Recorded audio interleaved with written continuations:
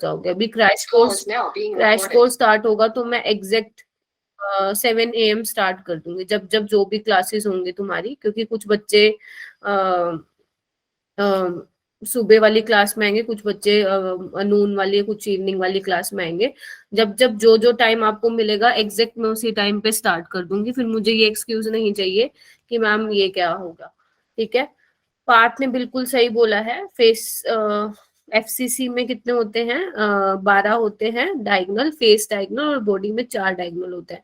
मानसी आप number of atoms बता रहे हो बेटा, आप वो बता रहे हो total number of atoms present in FCC unit cell और बीसीसी यूनिट सेल। ठीक है, कैसे होते हैं आपको दिखा देती हूँ मैं। सबका आंसर आना चाहिए था, ये मुझे पता क्यों आया क्यों नहीं आया। ठीक है, इधर देखो। हाँ, तो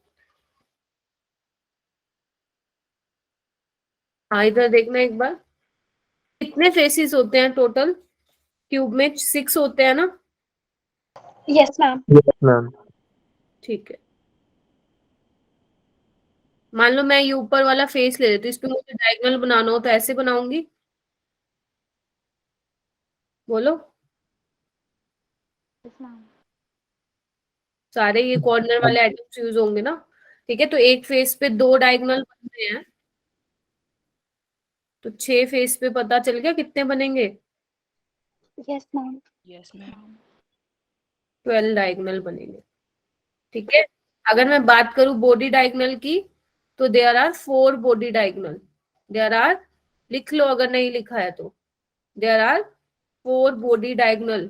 ठीक है, सारे कॉर्नर के एटम यूज 8 है। ठीक है, तो इसमें टोटल होंगे आपके 4 बॉडी डायगोनल होंगे। ठीक है, बना के दिखाऊं या समझ पा रहे हो? ये देखो, इधर देखो, एक ये वाला यूज करो, एक ये वाला यूज करो, एक तो यही हो गया। ठीक है, एक ये यूज करो, एक ये यूज करो। ठीक है, ऐसे आप 2 और बना लोगे। समझ रहे हो कि नहीं समझ रहे हो? Yes ma'am. तो टोटल कितने होंगे? 4 बॉडी डायगोनल होंगे बीसीसी में। फेस डायगोनल आपके पास कितने होंगे? कितने होंगे? 12 होंगे। ठीक है, थोड़ा सा ये ध्यान रखना। वैसे डायरेक्ट नहीं पूछते हैं, कहीं पे अगर कोई क्वेश्चन अगर आपसे पूछ ले तो उसमें आ जाता है। जैसे एक क्वेश्चन राधिका ने मुझे भेजा था, राधिका आ गई क्या? राधिका नहीं आई। ठीक है, उसमें क्या क्वेश्चन था कि क्यूब है, उसमें ए एटम्स तो कॉर्नर पे हैं, हमें पता है एक एटम का कंट्रीब्यूशन कितना होता है, 1/8। ठीक है, बी उसने बोला था जो 2 एटम्स हैं वो बॉडी डायगोनल पे हैं। ठीक है, तो 4 बॉडी डायगोनल हैं और 2 एटम है। समझ रहे हो? तो कितने होंगे? 2 × 4 8, क्योंकि उनका तो कोई सारा का सारा प्रेजेंट होता है उसमें, ऐसा तो नहीं है ना कि उसका 1/2 प्रेजेंट है, पूरा का पूरा वो उसमें ही प्रेजेंट है, वो किसी यूनिट सेल से शेयर नहीं होता है। तो इसका क्या हो जाएगा फिर? ये हो जाता है। ठीक है, उसमें पूछा था कि टोटल कितने होंगे, ध्यान से सुनो, क्वेश्चन ये था कि ए एटम है वो कॉर्नर पे प्रेजेंट है और 2 एटम्स जो है वो बॉडी डायगोनल पे, बी नाम दे दिया था, तो टोटल कितने हो जाएंगे? तो 1 इसका और 8 इसके, तो टोटल 9 हो जाएंगे। ठीक है, ऐसा एक क्वेश्चन था जो मैंने आपको पीडीएफ शेयर किया। ठीक है, आप लोगों को बहुत सारे ऐसे क्वेश्चन मिलेंगे जो हो सकता है कि आप मुझसे पूछ लो, या हो सकता है कि सॉल्यूशन देख के आपको समझ में आ जाए, तो आप लोगों को करने हैं बेटा वो क्वेश्चन। ठीक है, ओके। ये वाला जो क्वेश्चन मैंने कल आप लोगों को छुड़वाया था वो हो जाएगा, जो मैंने लास्ट में वो आपको टेबल बताई थी ना कैल्शियम फ्लोराइड वाली, CF फ्लोराइड स्ट्रक्चर। ठीक है, हो जाएगा ये वाला क्वेश्चन। क्या होगा इसका, कोई मुझे बताएगा? Coordination number for calcium and fluoride आइन, कोई मुझे बताएगा क्या होगा कोऑर्डिनेशन नंबर कैल्शियम और फ्लोराइड का?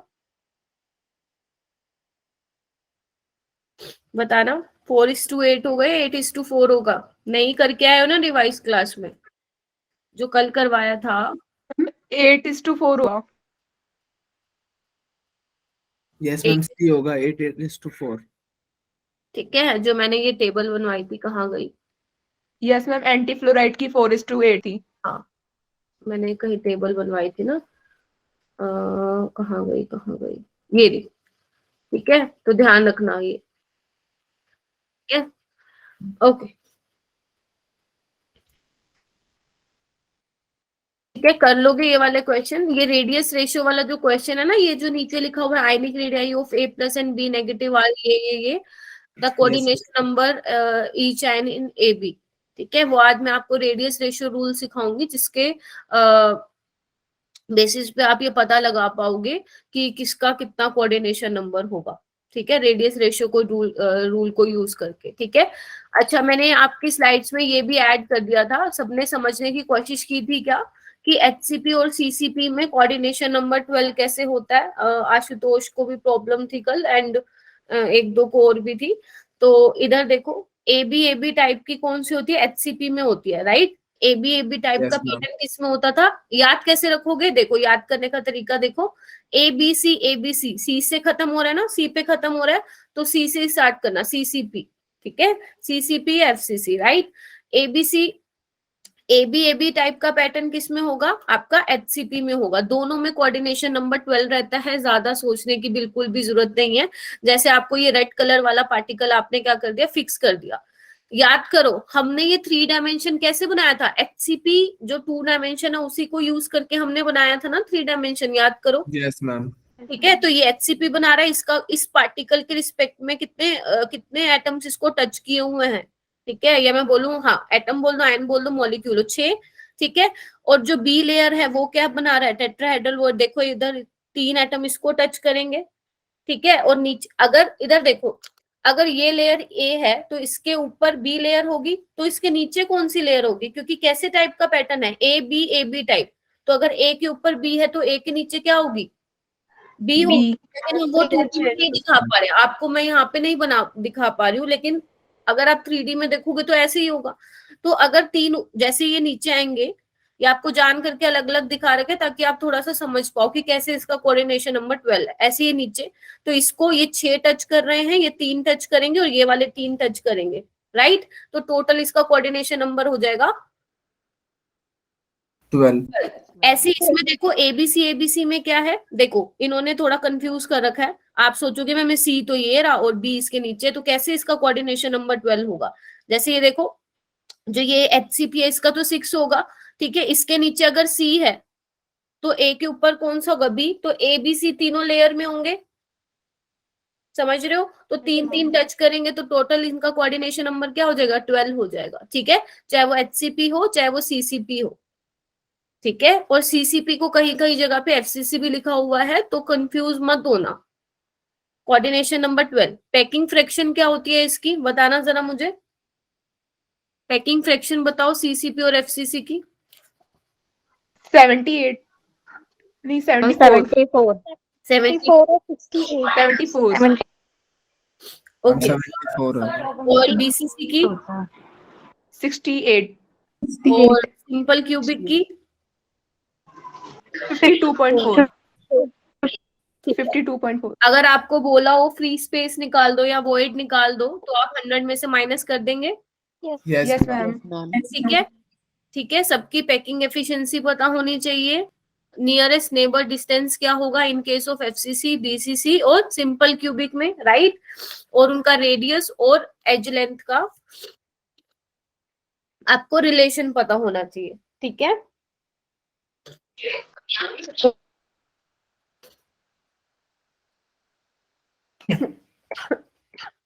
सॉरी,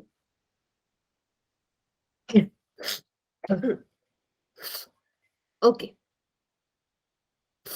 तो इतना हो गया। तो डेंसिटी पे आपको बेटा बहुत न्यूमेरिकल मिलेंगे, है मैम, प्रीवियस ईयर में भी आ रखा है. हाँ, तो आपको बहुत न्यूमेरिकल मिलेंगे इस पे। आज मैं ट्राई करूंगी ये चैप्टर कंप्लीट फिनिश करा दूं तुम्हें, ठीक है। एक छोटा सा टॉपिक बचेगा, अगर तुमने एनसीईआरटी में ये चैप्टर को देखा हो, इलेक्ट्रिकल ओहो सॉरी, इलेक्ट्रिकल प्रॉपर्टीज के नाम से चैप्टर होगा तुम्हारा, सॉरी चैप्टर कह रही हूँ, टॉपिक होगा वो वाला। अगर तुम टॉपिक ध्यान से पढ़ोगे, वो फिजिक्स में तुम पढ़ चुके हो ना, N type semiconductor, P type semiconductor, doping, ये सब पढ़ Yes, चुके हो ना? यस मैम बिल्कुल सेम वही है। तुम्हें सिर्फ एक बार रीडिंग मारनी, और बिल्कुल भी मैं बोलूंगी इंपॉर्टेंट ही नहीं है, रेयर केस में ही वहां से क्वेश्चन आता है नीट में। सिर्फ एक बार रीडिंग मारनी और कुछ नहीं, रीडिंग मारो, पीवाईक्यूज प्रैक्टिस कर लो, और जो मैंने आपको वो जो वर्कशीट शेयर किया है उसमें भी 7 से 8 क्वेश्चन है उसके, ठीक है, वो करके खत्म।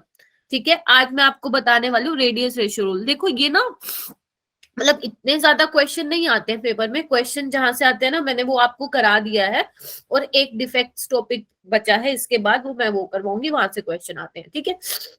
लेकिन ना रेडियस रेशियो रूल को ना समझना बहुत जरूरी है आप लोगों के लिए, कि ये हम पढ़ क्यों रहे हैं, इसका सिग्निफिकेंस क्या है, ठीक है, इससे हमें क्या क्या चीज हम इससे फाइंड आउट कर सकते हैं। तो आपको रेडियस रेशियो रूल पढ़ना पड़ेगा, ठीक है। देखो आपको पता है लैटिस में क्या होते हैं, आपके कैटायंस होते हैं और अनायंस होते हैं, है ना। लैटिस में Yes, ma'am. लैटिस किससे मिलके, lattice is made up of cation and anions. तो होता क्या है बच्चे, जनरली पहले आप मेरी सुन लो, जो मैं बोल रही हूँ वही यहाँ पे लिखा हुआ है। होता क्या है कि जो आपका लैटिस है उसमें कैटायंस और अनायंस डिफरेंट होते हैं। जैसे अगर मैं सिंपल एग्जांपल लूं NaCl का, है ना, तो मैंने क्या कहा था, Cl नेगेटिव क्या करेगा, face centred cubic unit cell occupy करेंगे, और जो आपके Na+ है कैटायन है वो ऑक्टाहेड्रल वॉइड को ऑक्यूपाई करेंगे, यही बताया था कल मैंने, है ना। तो Yes, ma'am. जनरली क्या होता है आपको पता है, अनायन का साइज क्या होता है, बड़ा होता है एज कंपेयर टू कैटायंस। तो जो एनायंस होते हैं ना वो हम किस में यूज करते हैं, वो पूरा लेटिस बनाने में हम एनायंस को यूज करते हैं, ठीक है, पूरा लेटिस बनाने में हम एनायंस को यूज करते हैं। अब आप सारी जगह एटम रख रहे हो, ऐसा तो है नहीं कि सारा का सारा स्पेस ऑक्यूपाई हो जाएगा, कुछ ना कुछ स्पेस तो रह ही जाएगा, चाहे आप आपकी पैकिंग एफिशिएंसी कितनी अच्छी हो, ठीक है। तो जो वो कुछ ना कुछ स्पेस आपका रह जाएगा, मतलब उसको आप वॉइड बोलते हो। तो उस वॉइड में जाके कौन बैठते हैं, आपके कैटायन बैठते हैं, कैटायन बैठते हैं, ठीक है। तो जनरली ये देखा गया है कि जो एनायंस है वो पूरा सीसीपी बनाते हैं, और जो थोड़ी थोड़ी बहुत जगह है उसमें क्या होते हैं, आपके कैटायंस होते हैं, ठीक है, उन वॉइड में। समझ आई मेरी बात, ठीक है, Yes, ma'am. ओके। Yes. ये रेडियस रेशियो रूल हम पढ़ क्यों रहे हैं, रेडियस रेशियो रूल से आपको क्या पता लगेगा, आपको ये पता लगेगा कि आपको कोई भी लैटिस दिया हुआ है, सपोज NaCl दिया हुआ है, तो आपको पता लगेगा कि उसका कोऑर्डिनेशन नंबर क्या है, उसका अरेंजमेंट कैसा है, तो वो आप रेडियस रेशियो रूल की हेल्प से आप निकाल सकते हो। मैम क्या होते हैं रेडियस रेशियो रूल, ये भी बता दो। देखो रेडियस रेशियो रूल क्या होता है, रेडियस ऑफ कैटायन, इधर देखो, radius of cation radius of anion, दोनों का डिवाइड करोगे आप तो वो रेडियस रेशियो आ जाएगा, और कुछ भी नहीं है इसमें। क्या बोला मैंने, radius of cation divide by radius of anion. देखो मैं यहाँ पे लिख लेती हूँ नेक्स्ट पेज पे, इधर देखो आपको समझाती हूँ मैं। रेडियस रेशियो रूल क्या बोल रहा है, वो ये बोल रहा है कि ये किसके बराबर है, radius of cation radius of anion, ठीक है। मतलब जितनी ज्यादा वैल्यू होगी R+ की, जितनी ज्यादा वैल्यू होगी R+ की, उतना ज्यादा आपका रेडियस रेशियो ज्यादा होगा, ठीक है। और ये देखा गया कि जैसे जैसे आप कैटायन की रेडियस बढ़ाते जाओगे कोऑर्डिनेशन नंबर बढ़ता जाएगा। अगर कैटायन का रेडियस छोटा है, अगर कैटायन का रेडियस छोटा है तो कोऑर्डिनेशन नंबर भी छोटा है, सपोज 4 है। जैसे आप कैटायन का साइज बढ़ा रहे हो, इट मीन्स आप वॉइड का साइज बढ़ा रहे हो, कोऑर्डिनेशन नंबर भी क्या होगा, बढ़ता जाएगा, ठीक है। इस फिगर के थ्रू समझते हैं, ये थोड़ा सा ब्लर है, तो एक काम कर सकते हो आप, जूम कर सकते हो। तो जैसे ये देखो, ये बीच में क्या है, वॉइड है, M+ से इसको दिखाया हुआ है, विजिबल है सभी को, Yes. ठीक है। ये क्या है आपके अनाइंस, ठीक है, ये आपके क्या है अनाइंस, जो कि लैटिस बना रहे हैं। बीच में जो जगह है वो वॉइड है, जिस जो कि आके कैटायन ने ऑक्यूपाई कर लिया है, ठीक है। इसमें ये बोला गया है कि अभी तक इसका रेडियस रेशियो, इधर से देखना इधर देखना, अभी तक इसका जो रेडियस रेशियो है कैटायन बाय अनायन का जो रेशियो है वो 0.414 है। सिर्फ आपको समझाने के लिए दिखा रहे हैं। अगर मान लो आप इससे बड़ा कर दो, अगर आप बड़ा कर दो, या मैं सिंपल भाषा में ये बोलूं, अगर आप कैटायन का साइज बढ़ा दो, ध्यान से सोचना इस चीज को, अगर मैं कैटायन का साइज को बढ़ा दूं तो होगा क्या, अनायन जो है दूर चले जाएंगे। अभी तक ये बहुत मजे से वॉइड था इसके Yes, अंदर, देखो बिल्कुल एकदम फिट है प्रॉपर। लेकिन अगर क्या होगा, जब मैं कैटायन का साइज बड़ा कर दूंगी तो अनायन क्या है, एक दूसरे से दूर भागेंगे, क्योंकि अब कैटायन को जगह चाहिए ना रहने के लिए, तो धक्का मारेगा अनायंस को। ठीक है, तो अगर कैटायन का साइज मतलब कैटायन की रेडियाई आप बड़ी कर रहे हो, तो उसका कोऑर्डिनेशन नंबर भी क्या कर रहे हो, आप बढ़ा रहे हो। ठीक है, जैसे देखो यहाँ पे क्या है, m plus ion is too large, तो उसका जो रेडियस रेशियो है वो भी क्या हो गया, अब 0.414 से ज्यादा था, अब 0.732 से ज्यादा हो गया। और कोऑर्डिनेशन नंबर अगर पहले 6 था, तो अब वो कोऑर्डिनेशन नंबर 8 हो गया। मैं सिर्फ आपको समझा रही हूँ कि ये क्या क्या हमें बताता है। ठीक है, लेकिन अगर मान लो आपने कैटायन का साइज छोटा कर दिया, अगर मान लो आपने कैटायन का साइज क्या कर दिया बच्चे, छोटा कर दिया, तो क्या होगा, इधर उधर भटकेगा। कोऑर्डिनेशन नंबर भी छोटा हो ठीक है, जाएगा। इधर उधर देखो कितना छोटा है, ये तो सरक जाएगा इधर उधर। तो बेसिकली क्या होगा, कैटायन का साइज छोटा कर दिया आपने, तो कोऑर्डिनेशन नंबर भी क्या हो गया, छोटा हो गया। अगर वो पहले 6 था, तो 6 से कहां पे पहुंच गया, वो 4 पहुंच गया। ठीक है, तो रेडियस रेशियो की हेल्प से आप बता सकते हो कि किसी पर्टिकुलर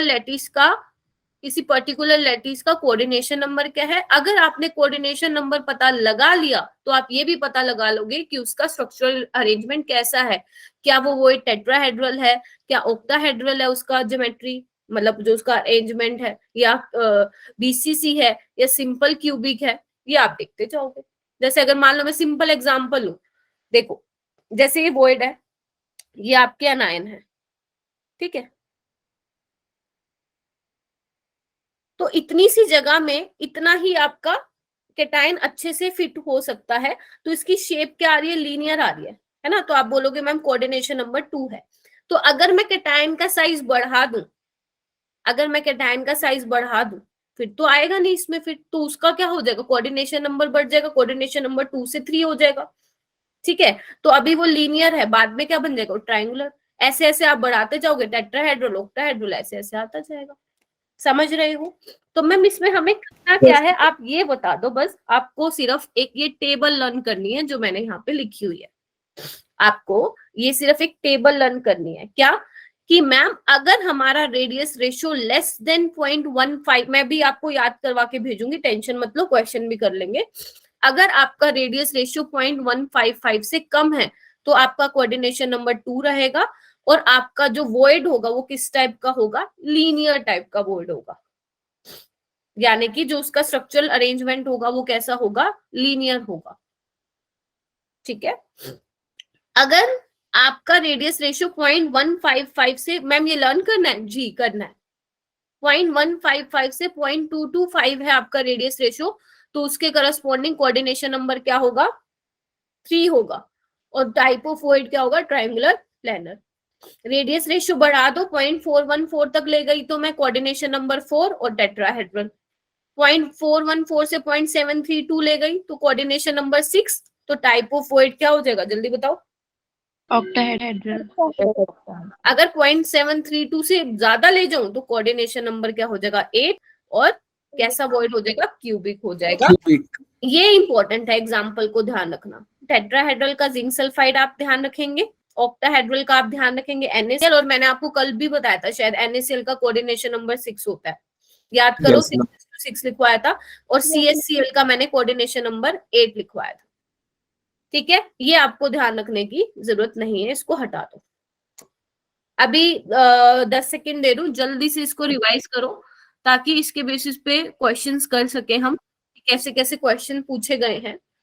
ठीक है, एक बार इसको पढ़ो। हाँ, आज एग्जाम है क्या CS का, काफी बच्चे मुझे नहीं दिख रहे हैं। और जो ये बच्चे लेट ज्वाइन किए हैं, क्या तुम्हें नहीं पता था क्या आज मेरी क्लास थी, राधिका। कल है एग्जाम CS। नहीं मैम, मेरे को पता था। अच्छा, CS का एग्जाम कल है। अच्छा, अच्छा अच्छा, फिर तो ठीक है ठीक है ठीक है। चलो इधर देखो, हो गया अभी, लर्न हो गया, याद रखोगे रेडियस रेशियो और कोऑर्डिनेशन नंबर। अब यस मैम। डेट आई और राधिका, अब गया तुम्हारा जितना मैंने समझाया वो रिकॉर्डिंग से देखना, ठीक है।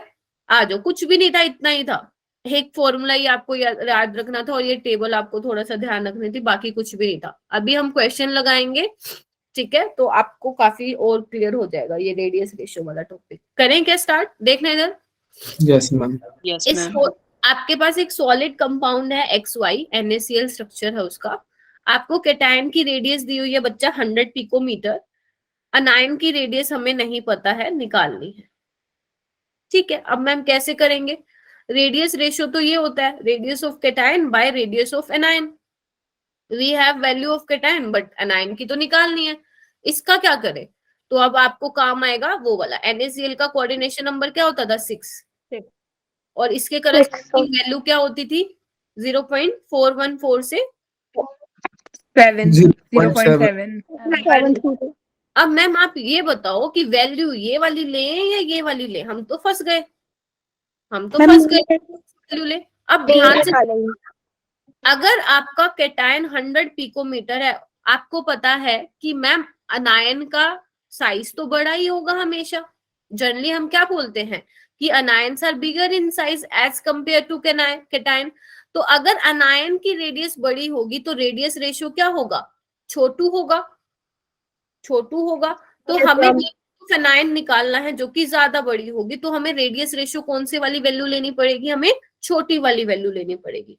कौन सी वैल्यू लेनी पड़ेगी? छोटी वाली वैल्यू लेनी पड़ेगी। तो मैं कितनी लूं? 0.414 114. 100। ये इसका आंसर निकाल के बताओ कितना आएगा, कितना आएगा? सॉल्व करो इसको। ये इंपॉर्टेंट था इस क्वेश्चन में, बस और कुछ भी नहीं था, कि आपको ये डिसाइड करना था कि आप कौन सी वैल्यू लोगे। अगर मान लो कोई ऐसा ही क्वेश्चन एक और आ जाता जिसमें आपसे पूछते कि मैक्सिमम आपको केटायन की रेडियाई लेनी है, ध्यान से सुन लो। अगर मान लो आपको वो ये बोले कि केटायन की रेडियाई मैक्सिमम होनी चाहिए, तो आप केटायन की मैक्सिमम रेडियाई के लिए ये लेते। अगर वो बोलते मैक्सिमम रेडियाई होनी चाहिए एनायन की, तो आप छोटी वैल्यू। समझ रहे हो ना इनवर्सली प्रोपोर्शन का रिलेशन? Yes ma'am. ठीक है, तो बस यही ध्यान ma'am. रखना। C आ गया। Answer okay, Yes, ma'am.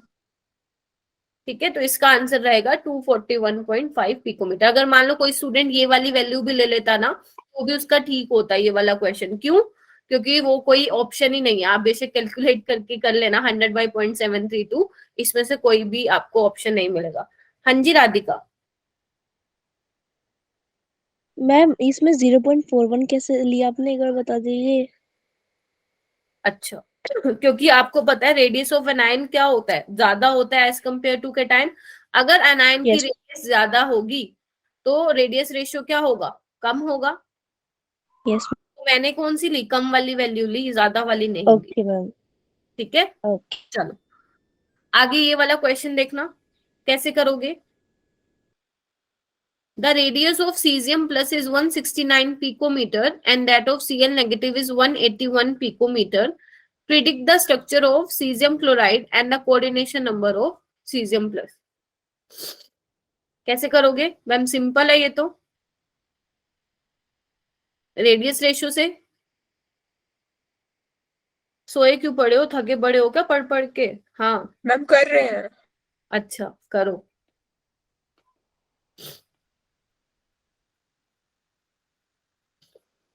इसको सॉल्व करके दिखाओ, रेडियस रेशियो कितना आएगा मुझे बताओ। 0.93। 0.93, यानी कि ये तो 0.732 से बड़ा हो गया। Yes ma'am.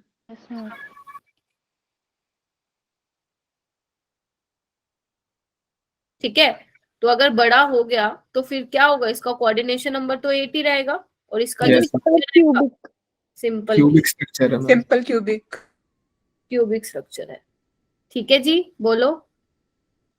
यही तो मैंने मैम ये आपको क्यूबिक कैसे बताया हमने?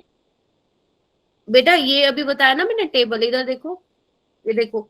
अगर 0.732 से ज्यादा हो रहा है तो कोऑर्डिनेशन नंबर 8 आएगा, और उसके करस्पॉन्डिंग जो उसका टाइप ऑफ वॉइड है या बोल दो स्ट्रक्चर जो अरेंजमेंट है वो क्यूबिक होगा। और मैंने कल भी तो आपको बताया था कि सीजियम सीएल में क्या होता है, सीएल नेगेटिव आपका कॉर्नर्स पे होता है, यस मैम, और ये बॉडी सेंटर सिंपल पे, क्यूबिक एग्जिस्ट करता है।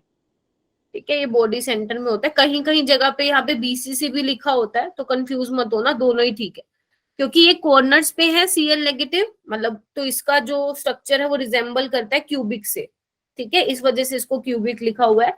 कई कई जगह पे बीसीसी भी लिख देते हैं, तो ज्यादा कंफ्यूज होने की जरूरत नहीं है, क्योंकि बीसीसी में भी कोऑर्डिनेशन नंबर क्या होता है, 8 होता है, 80 होता है। ठीक है। ये वाला क्वेश्चन करो।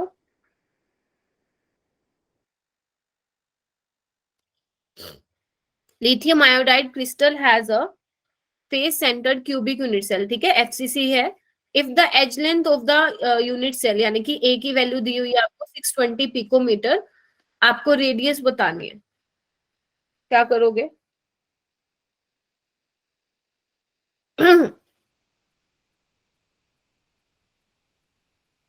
जल्दी आया करो, टाइम नहीं है ये ज्वाइन होने का, 46 स्टूडेंट्स आ गए हो, जल्दी आया करो बेटा, अगर सच में चाहते हो कि पढ़ना है तो प्लीज जल्दी आया करो। साम्या आ गई क्या? साम्या, साम्या, अच्छा, कल भी तुम आई थी बट बोली नहीं थी, तो मुझे लगा आए ही नहीं हो, वैसे तुम बोलती हो।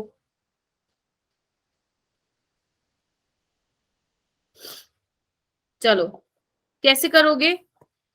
सिंपल है, जल्दी बताओ कौन सा, ये इससे रिलेटेड नहीं है, रेडियस रेशियो से। r equal to root 2 नहीं a ma'am, 4r equals to under root 2। निकाल लोगे?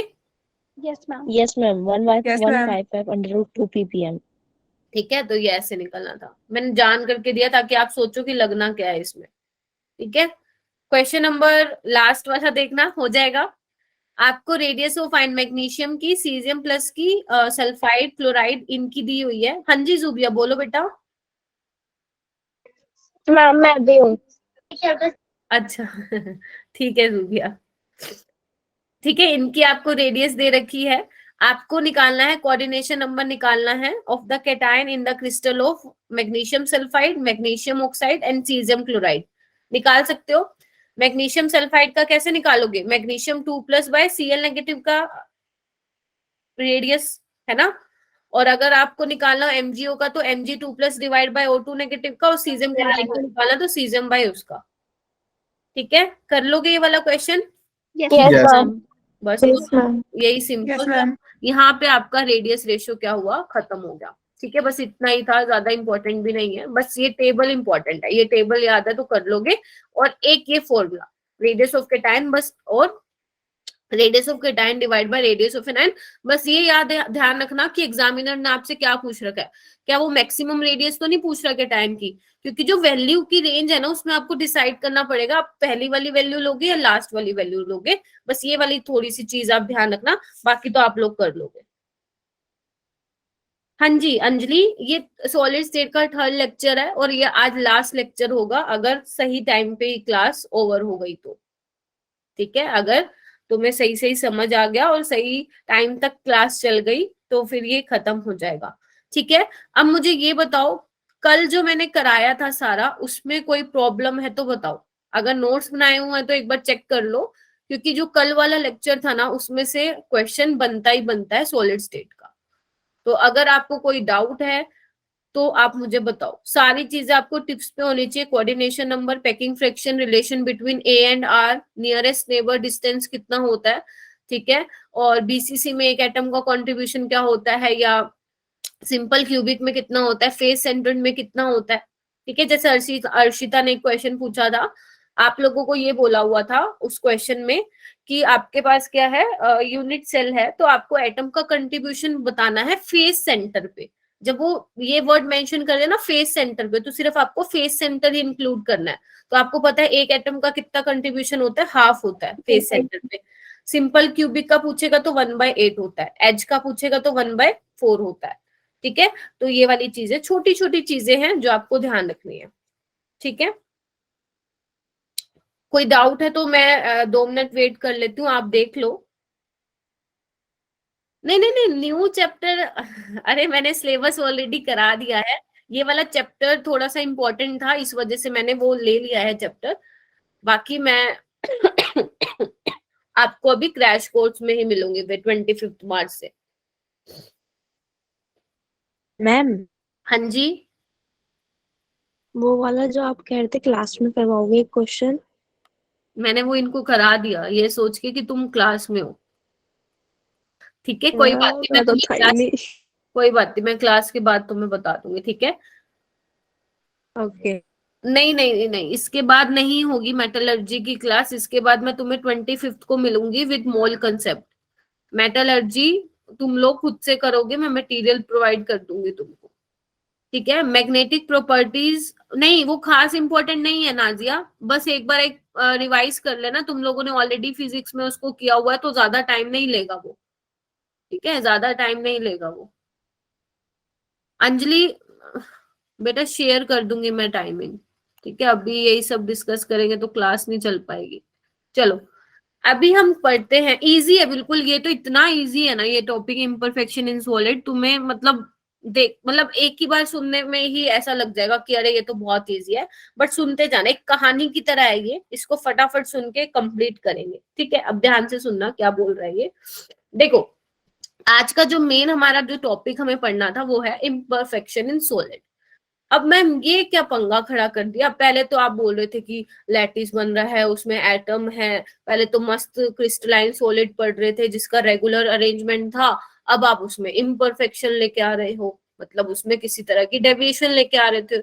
अब मैं आपको बोलूंगी कि स्टेट्स ऑफ मैटर में भी आपने आइडल गैस पढ़े थे, उसके अच्छे खासे न्यूमेरिकल किए थे, फिर बाद में पता चला कि आइडल गैस जैसी तो कोई गैस होती ही नहीं है। ठीक है, होती नहीं है। नेचर में क्या एग्जिस्ट करती हैं, रियल गैसेस एग्जिस्ट करती हैं। ठीक है, तो सेम फंडा यहाँ पे ये है। पूरी महाभारत पढ़ने के बाद ये पता चला है कि भैया कुछ ना कुछ तो गड़बड़ हो गई है। ठीक है, सॉलिड में इम्परफेक्शन या किसी टाइप का डेविएशन आ गया है, इसको हम डिफेक्ट्स भी बोलते हैं। ठीक है, किसी आइडियल स्ट्रक्चर में कुछ डेविएशन आ जाना, उसको आप बोल दो इम्परफेक्शन इन सॉलिड, या आप बोल सकते हो डिफेक्ट। ठीक है, तो मैं इसको ये भी लिख दूं डिफेक्ट्स इन सॉलिड, तो ये गलत नहीं आएगा, गलत नहीं होगा। ठीक है, क्या बोल रहे हो बेटा, due to increase and decrease in rate of crystallisation. हाँ, गर्म ठंडा करने से ये डिफेक्ट्स आते हैं। ठीक है, अगर आप थोड़ा सा टेम्परेचर बढ़ा दोगे, मान लो आपका एक क्रिस्टलाइन सॉलिड है, अगर आप मान लो टेम्परेचर बढ़ाओगे तो कहीं ना कहीं उसमें कुछ ना कुछ तो डिस्ट्रप्शन आएगी ही आएगी, तो वो टेम्परेचर पे भी डिपेंड करता है। ठीक है, लेकिन आपको ये सब नहीं पढ़ना है, आपको पढ़ना क्या है वो मैं आप लोगों को बता रही हूँ। ठीक है, देखो तो आपको ना डिफेक्ट्स इन सॉलिड में क्या पढ़ना है, सबसे पहले देखो यहाँ पे क्या लिखा हुआ है, दो दो टाइप के आपको डिफेक्ट्स पढ़ने हैं यहाँ पे। कौन कौन से, आपको एक पढ़ना है पॉइंट डिफेक्ट पढ़ना है, एक आपको लाइन डिफेक्ट पढ़ना है। ये आपके सिलेबस में नहीं है, सिर्फ इसकी डेफिनेशन दे के मैं आपको छोड़ दूंगी। हमारा जो मेन फोकस रहेगा वो किस पे रहेगा, पॉइंट डिफेक्ट पे रहेगा। तो सबसे पहले आप लोग एक काम करेंगे, फटाफट से पॉइंट डिफेक्ट्स की क्या लिखोगे, डेफिनेशन लिखोगे। लिखो लिखो, दीज आर द पॉइंट्स या दीज आर द डिफेक्ट्स। लिखो, where an atom is missing, where an atom is missing, or atom is irregularly placed। मतलब देखो पॉइंट डिफेक्ट्स का मतलब क्या होता है कि जो आपका डिफेक्ट अराइज होगा ना, वो कैसे अराइज होगा, मान लो आपने पूरा क्रिस्टल लेटिस बना लिया, उसमें से एटम ही भैया छोड़ के चला गया अपना घर। ठीक है, या एटम कोई दूसरी जगह पे जाके बैठ गया, तो समझ रहे हो, तो आपका जो अच्छा खासा क्रिस्टल था वो क्या हो गया, बिगड़ गया। तो इसी को क्या बोल रहे हैं, पॉइंट डिफेक्ट बोल रहे हैं। ठीक है, इसकी सिर्फ डेफिनेशन याद रखोगे तो भी बहुत बढ़िया, नहीं याद रखोगे तो भी बढ़िया, क्योंकि हमें इसमें इसके जो टाइप्स हैं उस पर ज्यादा फोकस करना है, पॉइंट डिफेक्ट्स में। लाइन डिफेक्ट्स क्या होता है, लाइन डिफेक्ट्स में क्या होता है, जो ग्रुप ऑफ एटम्स होते हैं, बहुत सारे एटम्स को इरेगुलर पोजीशन में लगा दिया जाता है। देखो आपको यहाँ पे फिगर के थ्रू दिख पा रहा होगा, देखो आना तो चाहिए यहाँ, यहाँ पे कुछ भी नहीं है, देख पा रहे हो, एकदम से शेप बिगड़ दी, Yes. बिगड़ गई है इसकी। ठीक है। ग्रुप ऑफ एटम्स को अगर ऐसे ही इरेगुलर आप पोजीशन में रखोगे तो वो क्या जनरेट हो जाएगा, आपका लाइन डिफेक्ट आ जाएगा। लेकिन लाइन डिफेक्ट आपके सिलेबस में नहीं है, तो मैंने एक डायग्राम की पिक्चर यहाँ पे लगा दी कि कभी आप रिवाइज करो तो देखते ही समझ में आ जाएगा कि हाँ लाइन डिफेक्ट इसकी वजह, ग्रुप ऑफ एटम्स को खराब तरीके से रखने से हमारा लाइन डिफेक्ट हो जाता है। ठीक है।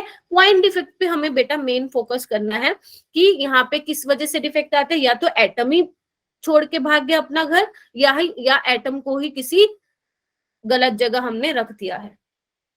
ठीक है। अच्छा मैम पॉइंट डिफेक्ट्स में क्या क्या करना है, देखो आपके जो पॉइंट डिफेक्ट्स हैं बच्चे इधर देखो, दो टाइप के होते हैं। कौन से होते हैं? आंचल है यहाँ पे और अनामिका।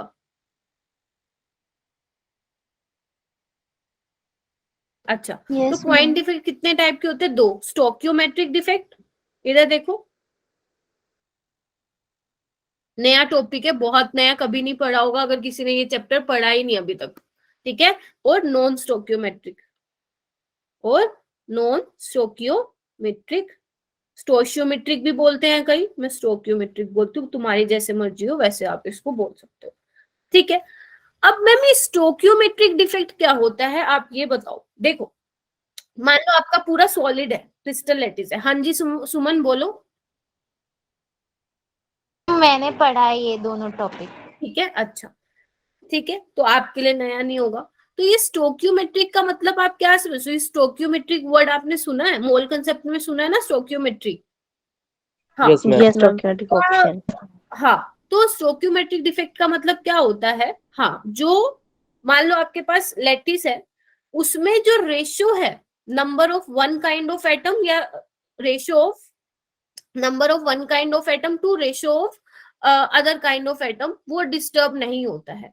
मान लो आपके पास कैटायंस और अनायंस का जो रेशियो है वो वैसे का वैसे ही रहेगा, उसमें कोई चेंज नहीं आता। जो आपका उसका एग्जैक्ट फॉर्मूला है, जैसे मान लो A2B3 है, तो A का रेशियो 2 ही रहने वाला है एंड B का 3 ही रहने वाला है, वो चेंज नहीं होगा।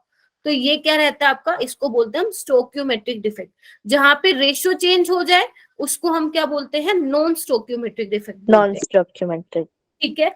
अगर आप इसको, पहले मैं स्टोक्योमेट्रिक डिफेक्ट को पूरा डिटेल में पढ़ाऊंगी, उसके बाद मैं नॉन स्टोक्योमेट्रिक डिफेक्ट पे चलूंगी। ठीक है। अच्छा तो वो क्या आप स्टोक्योमेट्रिक डिफेक्ट की वो लिखना चाहेंगे डेफिनेशन? तो मैं आप लोगों को बोल देती हूँ, लिखो। Yes, लिखो ma'am. बच्चे। Stoichiometric defects are the defect, या सिंपल लिखो, they do not disturb the stoichiometric of solid. they do not disturb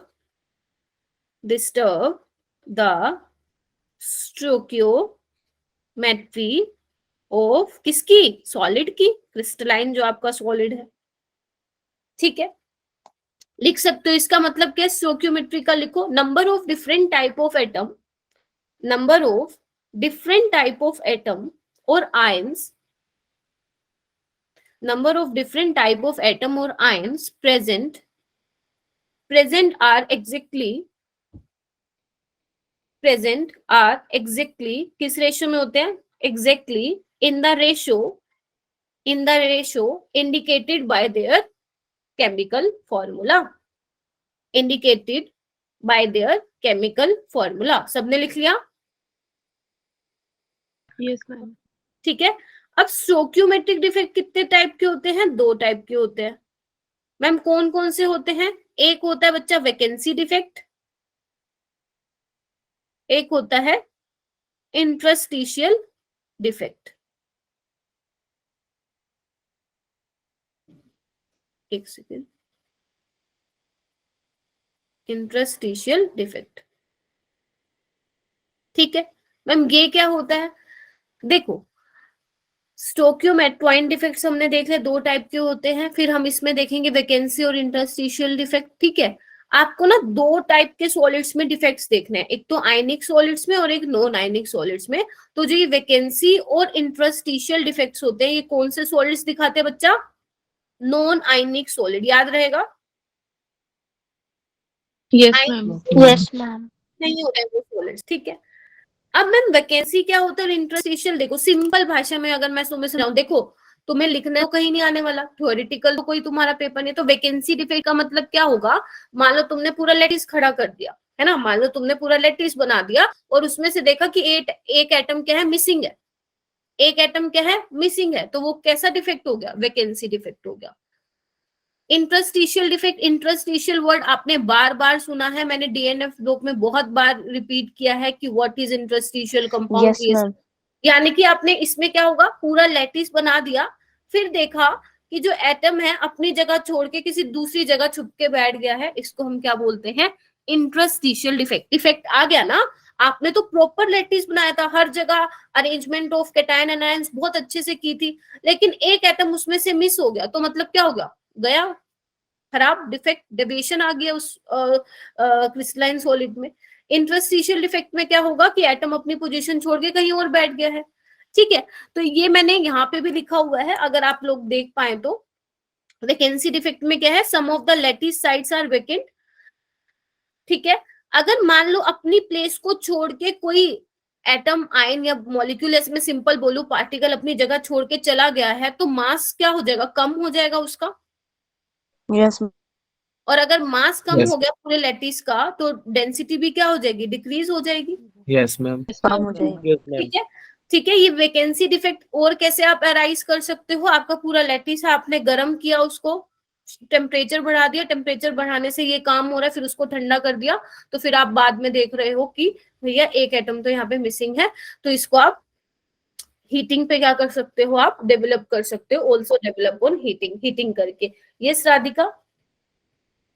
vacancy में तो वो एटम अपना आप को हटा देता है, मिस हो रहा है वहां से, और इंटरस्टिशियल के अंदर उसमें क्या हो रहा है, दोनों की चीज सेम लग रही है। नहीं, बहुत अलग है दोनों।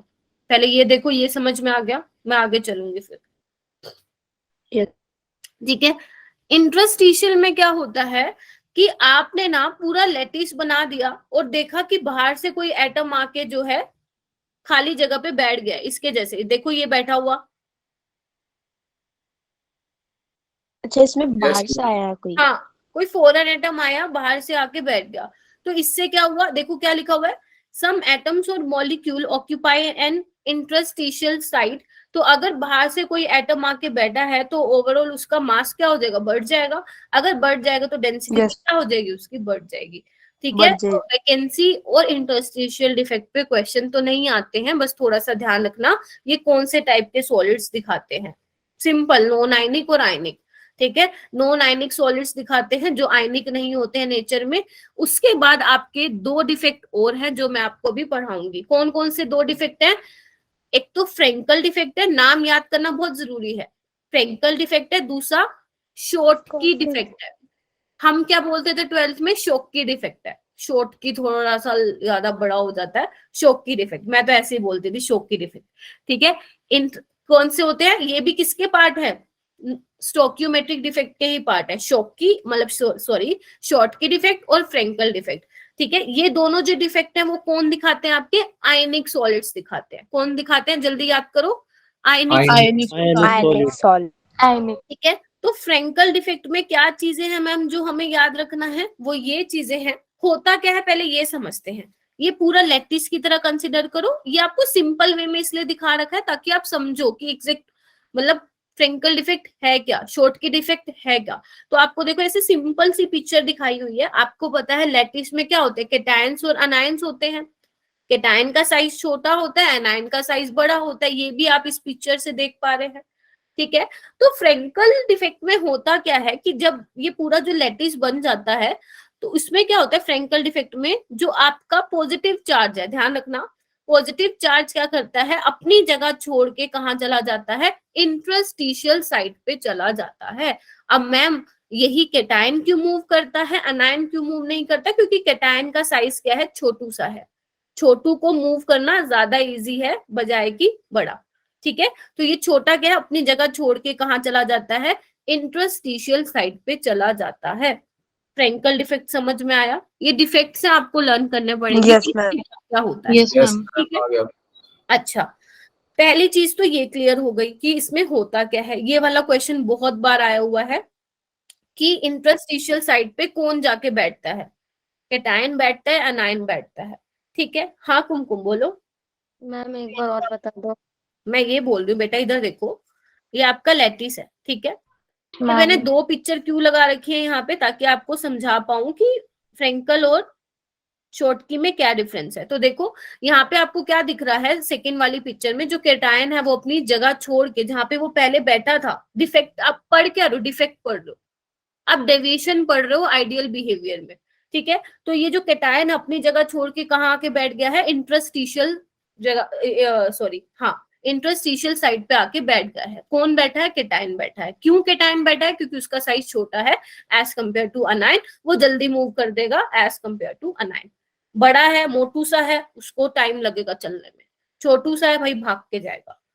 क्लियर है, ठीक है। इसको हम क्या बोल सकते हैं, इसको आप बोल सकते हो अपनी जगह क्या किया इसने, रीलोकेट किया, तो आप इसको क्या बोल सकते हो, डिसलोकेशन इफेक्ट भी, सॉरी डिसलोकेशन डिफेक्ट भी आप इसको बोलते हैं। किसको, फ्रेंकल डिफेक्ट को। फ्रेंकल डिफेक्ट का दूसरा नाम क्या है, डिसलोकेशन डिफेक्ट भी बोलते हैं, डिसलोकेशन डिफेक्ट। ठीक है।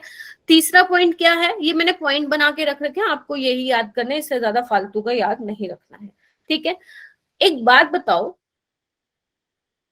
केटायन का अपनी जगह को छोड़ के किसी दूसरी जगह पर आना, क्या डेंसिटी में ओवरऑल कुछ चेंज होगा, वही लैटिस वाला ही, नो ठीक है, लैटिस वाला ही एटम अपनी जगह को छोड़ के दूसरी जगह पे आके बैठा है, तो डेंसिटी मास में कोई चेंज नहीं आएगा, mass will remain same and density also remain same, ठीक है। इसके एग्जाम्पल कौन से हैं, ये लिख लो, ये आधे गायब हो रहे हैं। AgCl, जिंक सल्फाइड, AgBr और AgI, ठीक है। एक काम करती हूँ, इसको हटा के ना मैं दोबारा से लिख देती हूँ, ठीक है। जिंक सल्फाइड, AgCl, AgBr और AgI, ठीक है। जो जनरली सिल्वर आपके हैलाइड्स होते हैं वो ये वाला डिफेक्ट शो करते हैं, ठीक है। ये 4 पॉइंट है। एक पॉइंट आप ऊपर और ऐड करेंगे बच्चे, कि जो साइज है केटायन और अनायन का, उनमें जो डिफरेंस है वो बहुत ज्यादा होना चाहिए। लिखो, large size difference, large size difference between size किसका साइज, केटायन एंड अनायन। क्यों होना चाहिए, अगर मान लो कंपेरेबल साइज होता तो भैया अनायन जगह छोड़ के भाग जाता, लेकिन जा कौन रहा है, केटायन जा रहा है, तो मतलब केटायन जा रहा है तो इट मींस दोनों के साइज में क्या होगा, ज्यादा डिफरेंस होगा। बोलो, यस मैम। Yes. मैम हाँ जी बोलो बोलो। मैम इसमें अनायन भी जा सकता है, वैसे तो अनायन का साइज हमेशा बड़ा ही होता है वैसे। नहीं नहीं नहीं, केटायन ही जाएगा, ये आपको स्पेशल उन्होंने मेंशन करके दिया हुआ है, ध्यान रखना है कि केटायन को, तभी तो ये वाला पॉइंट मैंने आपको लिखवाया है कि लार्ज साइज होता है डिफरेंस होना चाहिए, ठीक है। उसके बाद लिखो कि कोऑर्डिनेशन नंबर जो होता है यूजुअली इसमें कम ही होता है, ज्यादा कोऑर्डिनेशन नंबर नहीं होता है, कोऑर्डिनेशन नंबर इज यूजुअली लो। क्यों लिखवा रही हूँ ये वाले पॉइंट में, क्योंकि पॉइंट बन के ही ये वाले क्वेश्चन आते हैं कि बताओ which of the following is statement regarding true about Frenkel defect, इसमें से कौन सी स्टेटमेंट फ्रेंकल डिफेक्ट की है, इसमें से कौन सी स्टेटमेंट शॉर्टकी डिफेक्ट की है, तो यही वाले क्वेश्चन बनते हैं। तो अगर आपको पॉइंट्स ध्यान है तो आप लोग आराम से ये वाले क्वेश्चन कर सकते हैं। कोऑर्डिनेशन नंबर क्या रहता है इसमें, जनरली लो रहता है, ध्यान रखेंगे 6 और 4 ही रहता है, 6 और 4 ही रहता है, ठीक है। अब लार्ज साइज है तो ज्यादा जगह घेरेंगे, समझ रहे हो, तो कोऑर्डिनेशन नंबर ज्यादा तो हो नहीं पाएगा ना, समझ रहे हो। Yes, ma'am. तो कितने पॉइंट्स लिखवा दिए मैंने आपको, 1 2 3 4 5, ठीक है। तो आप ये ध्यान रखेंगे, एग्जाम्पल बहुत इंपॉर्टेंट है, एग्जाम्पल बहुत इंपॉर्टेंट है, अभी याद कर लो, जिंक सल्फाइड और सिल्वर के हैलाइड्स, AgCl, AgBr और AgI, ठीक है जी। Yes, ma'am. Yes, ma'am. ठीक है, उसके बाद हम आते हैं शॉर्ट की डिफेक्ट पे, उसके बाद हम आते हैं आपका शॉर्ट की डिफेक्ट पे। हाँ, एक और चीज बहुत इंपॉर्टेंट है, मैं आपको यहाँ पे बताना भूल गई, कि जो आपके आयनिक सॉलिड्स होते हैं, आयनिक सॉलिड्स में आप ये 2 चीजें पढ़ लो ना, फ्रेंकल और क्या बोलते हैं शॉर्ट की, जो आयनिक सॉलिड ये वाले डिफेक्ट दिखाते हैं, तो ध्यान रखना इसमें इलेक्ट्रिकल न्यूट्रलिटी मेंटेन होनी चाहिए, इलेक्ट्रिकल न्यूट्रलिटी मेंटेन होनी चाहिए, शुड बी मेंटेन्ड, समझ रहे हो, जितने कैटायंस है उतने एनायंस होने चाहिए, जबकि नॉन आयनिक सॉलिड में नहीं था। कैसे नहीं था, इधर देखो, मैम बाहर से आके कैटायन आ रहा था, देख रहे हो, बाहर से आपका कोई एटम आके बैठ रहा था, समझ रहे हो मेरी Yes, बात? ma'am. Yes, ma'am. Yes ma'am. Yes ma'am.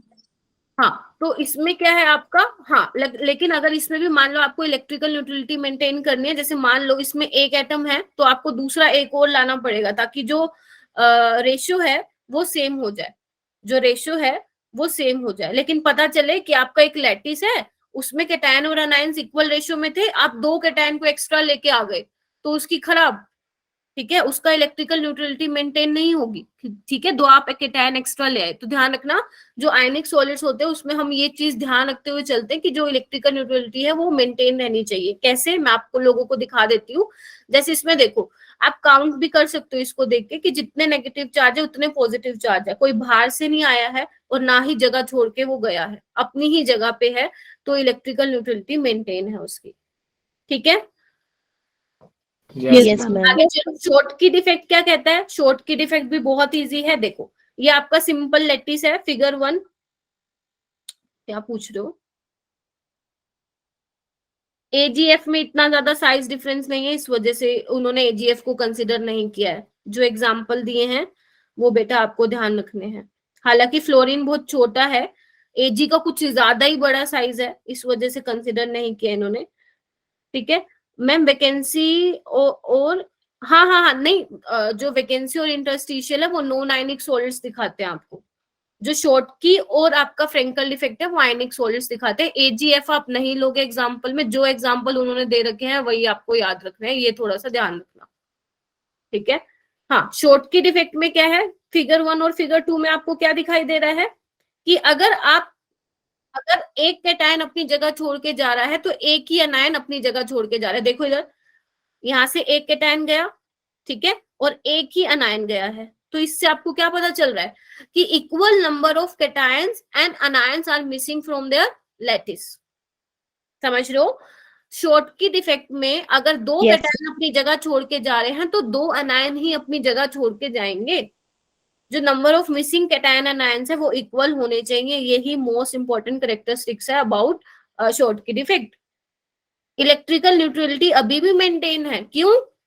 क्योंकि अगर एक पॉजिटिव छोड़ के गया है तो दूसरा नेगेटिव भी छोड़ के गया है, और ओवरऑल मास क्या हो गया लैटिस का, डिक्रीज हो गया, और अगर मास कम हो गया तो डेंसिटी भी क्या Yes. हो गई, डिक्रीज हो गई, ठीक है। जितने भी आपके एल्कली मेटल्स हैं, एल्कली हैलाइड्स हैं, जनरली ये वाला आपको शॉर्ट की डिफेक्ट दिखाते हैं। NaCl, KCl, सीजियम क्लोराइड, ये बहुत इंपॉर्टेंट है। AgBr बहुत बहुत इंपॉर्टेंट है। AgBr शॉर्ट की डिफेक्ट भी दिखाता है, AgBr और आपका फ्रैंकली भी। फ्रैंकल डिफेक्ट भी दिखाता है, ठीक है। ये बहुत इंपॉर्टेंट है, ठीक है। इसमें क्या होना चाहिए, साइज डिफरेंस ज्यादा होना चाहिए, कम होना चाहिए? फेवरेबल होना चाहिए। स्मॉल डिफरेंस इन साइज, ज्यादा डिफरेंस नहीं होना चाहिए, स्मॉल डिफरेंस होना चाहिए in size of anion ions, ठीक है। और अगर छोटा साइज है तो कोऑर्डिनेशन नंबर क्या होता है, इज यूजली हाई।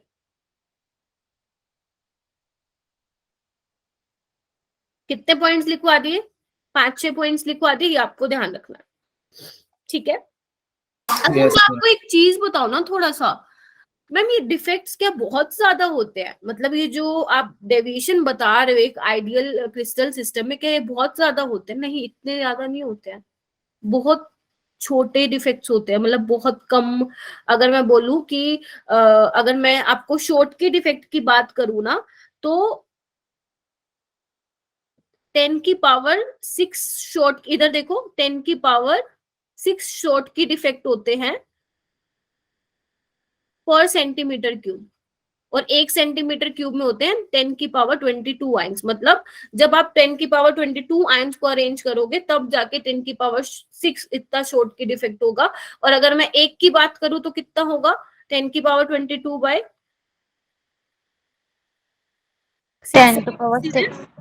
कितना होगा, 10 की पावर 16 होगा। कितना होगा, इसको कैलकुलेट करना, 10 की पावर 16। 16। तो यानी कि एक शॉर्ट की डिफेक्ट कब आएगा, जब 10 की पावर 16 आयंस को आप रखो क्रिस्टल लैटिस में, जो 10 की पावर 16 आयंस है, तब जाके जो है एक डिफेक्ट आएगा। तो आप समझ रहे हो ये बहुत माइनर मतलब बहुत छोटे डिफेक्ट है, बहुत ज्यादा आपको ऐसा नहीं देखने को मिलेगा कि क्रिस्टल सिस्टम आपका पूरा डिस्ट्रॉय है ना। बहुत सारे आयन्स रखने के बाद आप कहीं कहीं जाकर आपको एक डिफेक्ट देखने को मिलेगा, समझ रहे हो। तो ये Yes, वाली ma'am. छोटी सी चीज है, एनसीईआरटी में लिखी हुई है, ये आपको थोड़ा सा ध्यान रखना, क्या पता पूछ भी ले ओके मैम। कि आपको एक शॉट के डिफेक्ट जो है कब देखने को मिलेगा, कि जब 10 की पावर 16 आयन्स होंगे, ठीक है। क्या हम शॉट 10 की पावर 69 का इंटरचेंजिंग जब होगा, इंटरचेंजिंग कैसे? मतलब आपने बताया था ना मिक्सिंग होगी एक तरीके से, 10 टू द पावर 22 आयंस हो गए जब भी शॉट की इफेक्ट मिला। मैंने मिक्सिंग कभी बोला बेटा? मतलब मिक्सिंग जैसे ही अरेंज हो रहे हैं। नहीं, जैसे हाँ ये बोल सकते हो, मिक्सिंग मत बोलो, जैसे आप अरेंज करना शुरू कर रहे हो ना कैटायन और आयन को, तो जब आप यस 10 की पावर 16 आयन्स हो चुके होंगे तब आपको जाके कहीं एक शॉट की डिफेक्ट नजर आएगा। ये बोल रही थी मैं, ठीक है।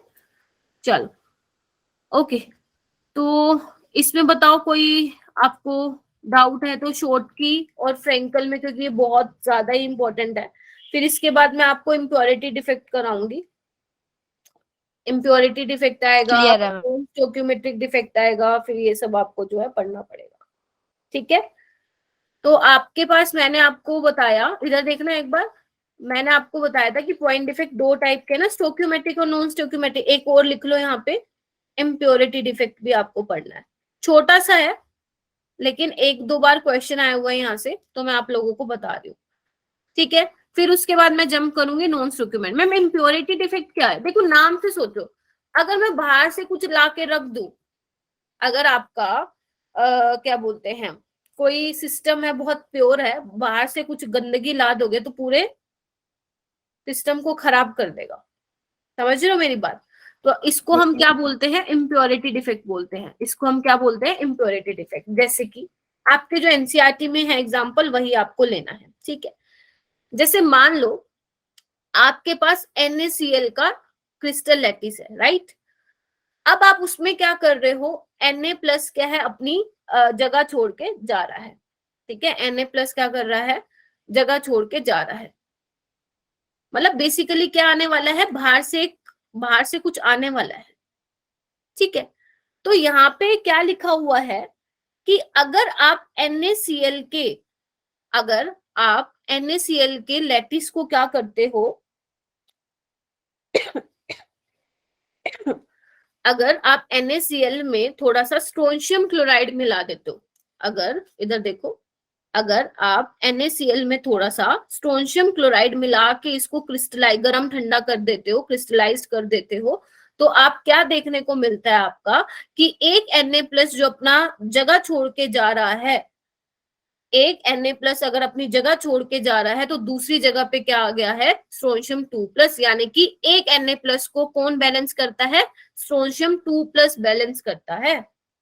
क्यों स्ट्रोंशियम 2+ बैलेंस कर रहा है? क्योंकि मैंने आपको बताया कि इलेक्ट्रिकल न्यूट्रलिटी मेंटेन करनी चाहिए, ठीक है। अगर आप एक जगह से Na+ भगा रहे हो तो उसका +1 चार्ज तो गया ना, तो दूसरी जगह पे कौन आके बैठेगा, फिर स्ट्रोंशियम +2 आके बैठेगा, ताकि वो उसकी कमी को भी पूरा कर पाए। बोलो हाँ या ना का।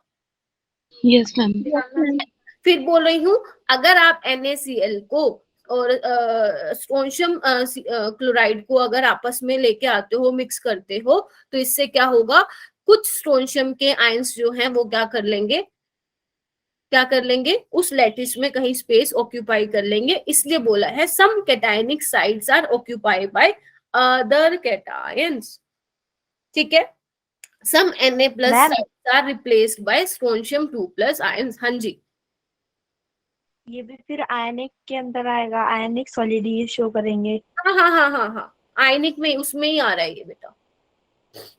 मैम हाँ ताइबा, मैम इसमें से स्ट्रोंशियम ही आएगा या और कोई भी आ सकता है नहीं कैटायन? नहीं नहीं नहीं नहीं, आपके आपके जो बुक में लिखा हुआ है ना, उन्होंने जो सॉल्यूशन लिया है वो NaCl और स्ट्रोंशियम Cl2 का लिया है। तो आप देख पा रहे हो कि स्ट्रोंशियम पे +2 का चार्ज है। अगर आप एक Na+ को भगा रहे हो तो आपको कौन से वाला लाना पड़ेगा मेटल, आपको +2 चार्ज वाला लाना पड़ेगा। तो यहाँ पे जो इम्प्योरिटी डिफेक्ट का एग्जाम्पल, जो डोपिंग, बेसिकली डोपिंग कराई है आपने क्रिस्टल लैटिस में, जो ये एग्जाम्पल दिया हुआ NCERT में, वही आपको लर्न करना है NaCl और स्ट्रोंशियम Cl2 का।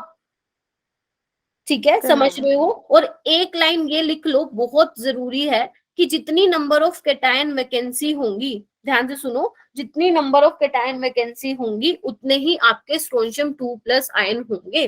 क्या ये बात जस्टिफाई कर रहा है इस फिगर को देख के?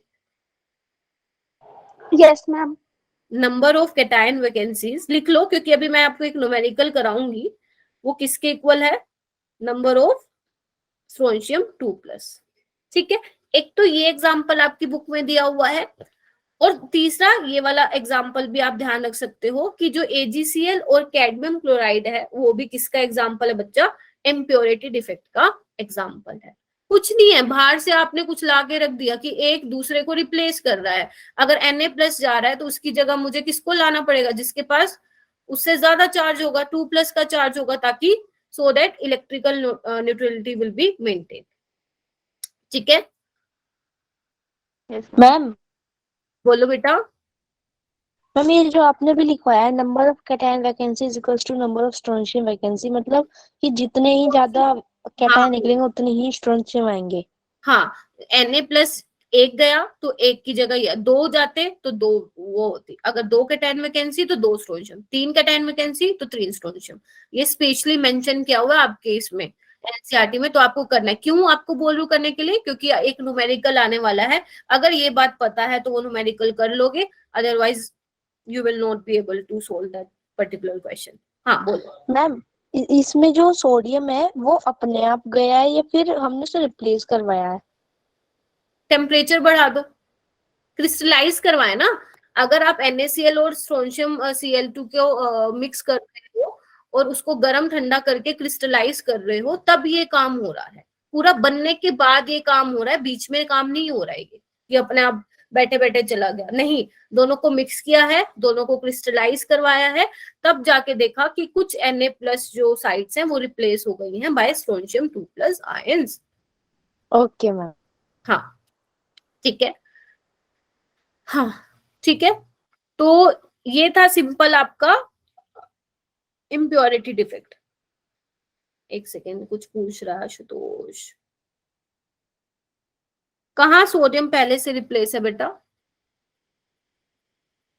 कहाँ रिप्लेस है बताना। एक जाएगा तभी तो स्ट्रोंशियम 2+ आयन आएगा ना बेटा। देखो, एक गया तभी तो स्ट्रोंशियम 2+ आएगा ना।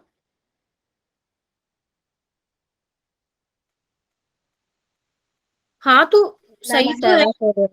हाँ जी बोलो, क्या बोल रहे हो। 7 सोडियम से पहले। अच्छा, अरे इस पे मत जाओ अरे इस पे मत जाओ, ये तो ये पिक्चर में कुछ उल्टा सीधा हो सकता है, इस पे मत जाओ आप। ठीक है, कंसेप्ट को समझो सिर्फ। ठीक है, हाँ इस पे मत जाओ। चलो आगे चलो।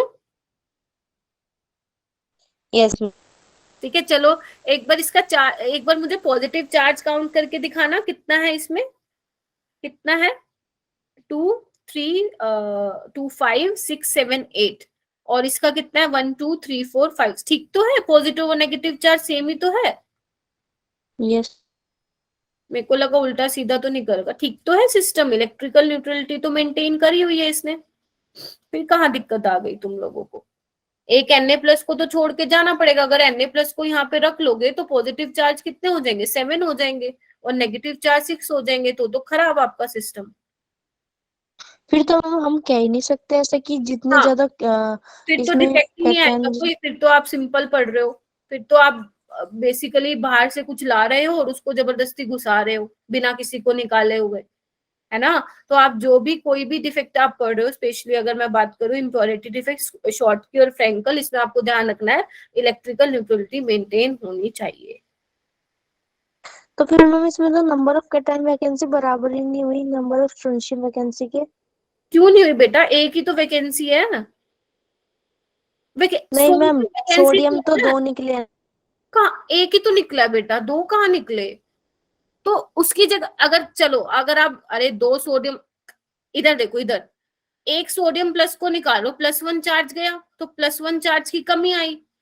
अगर आप यहाँ पे सोडियम रहने देते और स्ट्रोंशियम 2+ रहते, फिर आपका इलेक्ट्रिकल न्यूट्रलिटी वो हो जाती।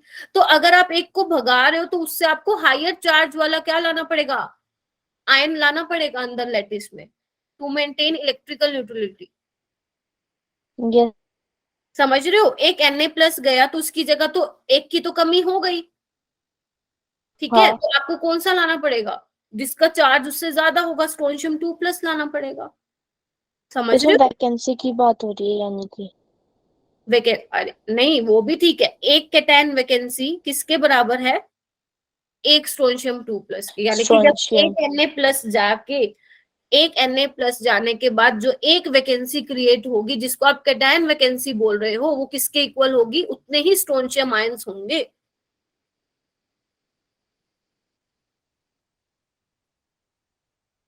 स्ट्रोंशियम आया तो यहाँ फिर भी एक ही आया। हाँ तो वही तो मैं बोल रही हूँ।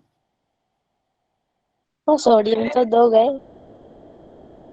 हे भगवान। अरे +2 चार्जेस है, माइनस होती है ना। बच्चे चलो ठीक है, रुक जाओ, आज तो इसी पे ही डिस्कस करते हैं। आशुतोष तू तो बेटा बेफालतू में कंफ्यूज हो रहा है, ध्यान से देखो, इसको हटा दो, यहाँ पे मैं Na+ लिख रही हूँ, देख रहे हैं इधर, अभी ठीक है क्या, सिंपल यस जैसे हम मैम। लैटिस लिखते हैं, ठीक है। चलो मैंने इसको हटा दिया, अब मेरे को जल्दी से पॉजिटिव और नेगेटिव चार्ज काउंट करके बताओ। आशुतोष पूछ रहा है कि स्ट्रोंशियम की प्लेस पे Pb था, कहाँ था, क्या बोल रहे हो, एक तो मेरे को ना समझ भी नहीं आ रही तुम लोग दिमाग में क्या चलाए जा रहे हो। एक तो माइक अनम्यूट करके नहीं बोल दो, चैट में ही बोलते रहते हो। इसका मुझे पॉजिटिव और नेगेटिव चार्ज काउंट करके दिखाओ जल्दी। हम मैम 7 पॉजिटिव कम है, नेगेटिव ज्यादा है। 7 -8। 7 कितने हैं नेगेटिव हैं, मैम 7 पॉजिटिव 7 पॉजिटिव है। नेगेटिव 8। 8। कर लो अब Na+ को। आप क्या कहते हो, मैं चलो यहाँ पे स्ट्रोंशियम 2+ ले आती हूँ, अब बताओ मुझे नेगेटिव और पॉजिटिव चार्ज कितने हो जाएंगे। हम दोनों बराबर हो जाएंगे। दोनों बराबर हो जाएंगे। Na+ अभी तक यहीं पे ही है, एक ज्यादा हो रहा है। पॉजिटिव ज्यादा हो जाएगा। ज्यादा हो रहा है, ज्यादा पॉजिटिव हो रहा है, ज्यादा फिर हो भैया जाएगा। आपको No. भगाना पड़ेगा ना एक Na+ को। यस। पार्ट ने देखो कितना अच्छा एग्जाम्पल दिया है, एक ऑफिस में से 2 एम्प्लॉय निकाले और एक ऐसा आदमी रख दिया जो 2 लोगों का काम कर सकता है, 1 वैकेंसी और पोस्ट रिमेन्स एम्प्टी। ये देखो, समझे कि नहीं समझे अभी, ठीक है। तो आपको ना कंफ्यूज नहीं होना है, अभी तो मैं आपको एक मेटल डेफिशिएंसी डिफेक्ट पढ़ाऊंगी, तभी मैं आपको इसमें समझा रही हूँ, ताकि उसमें तो फिर और ज्यादा कंफ्यूज हो जाओगे। आपको बस माइंड में एक चीज ध्यान रखनी है कि इलेक्ट्रिकल न्यूट्रलिटी मेंटेन होनी चाहिए। अगर कंफ्यूजन हो रही है तो चेक कर लो ना नेगेटिव और पॉजिटिव चार्ज कितने हैं।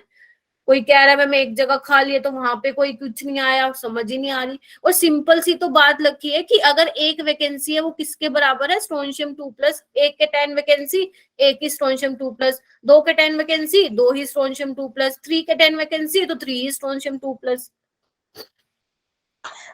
फिर भी यहाँ पे तो दो गए थे। नंबर ऑफ वैकेंसी 2 है सोडियम की, और number of strontium vacancy only 1 है।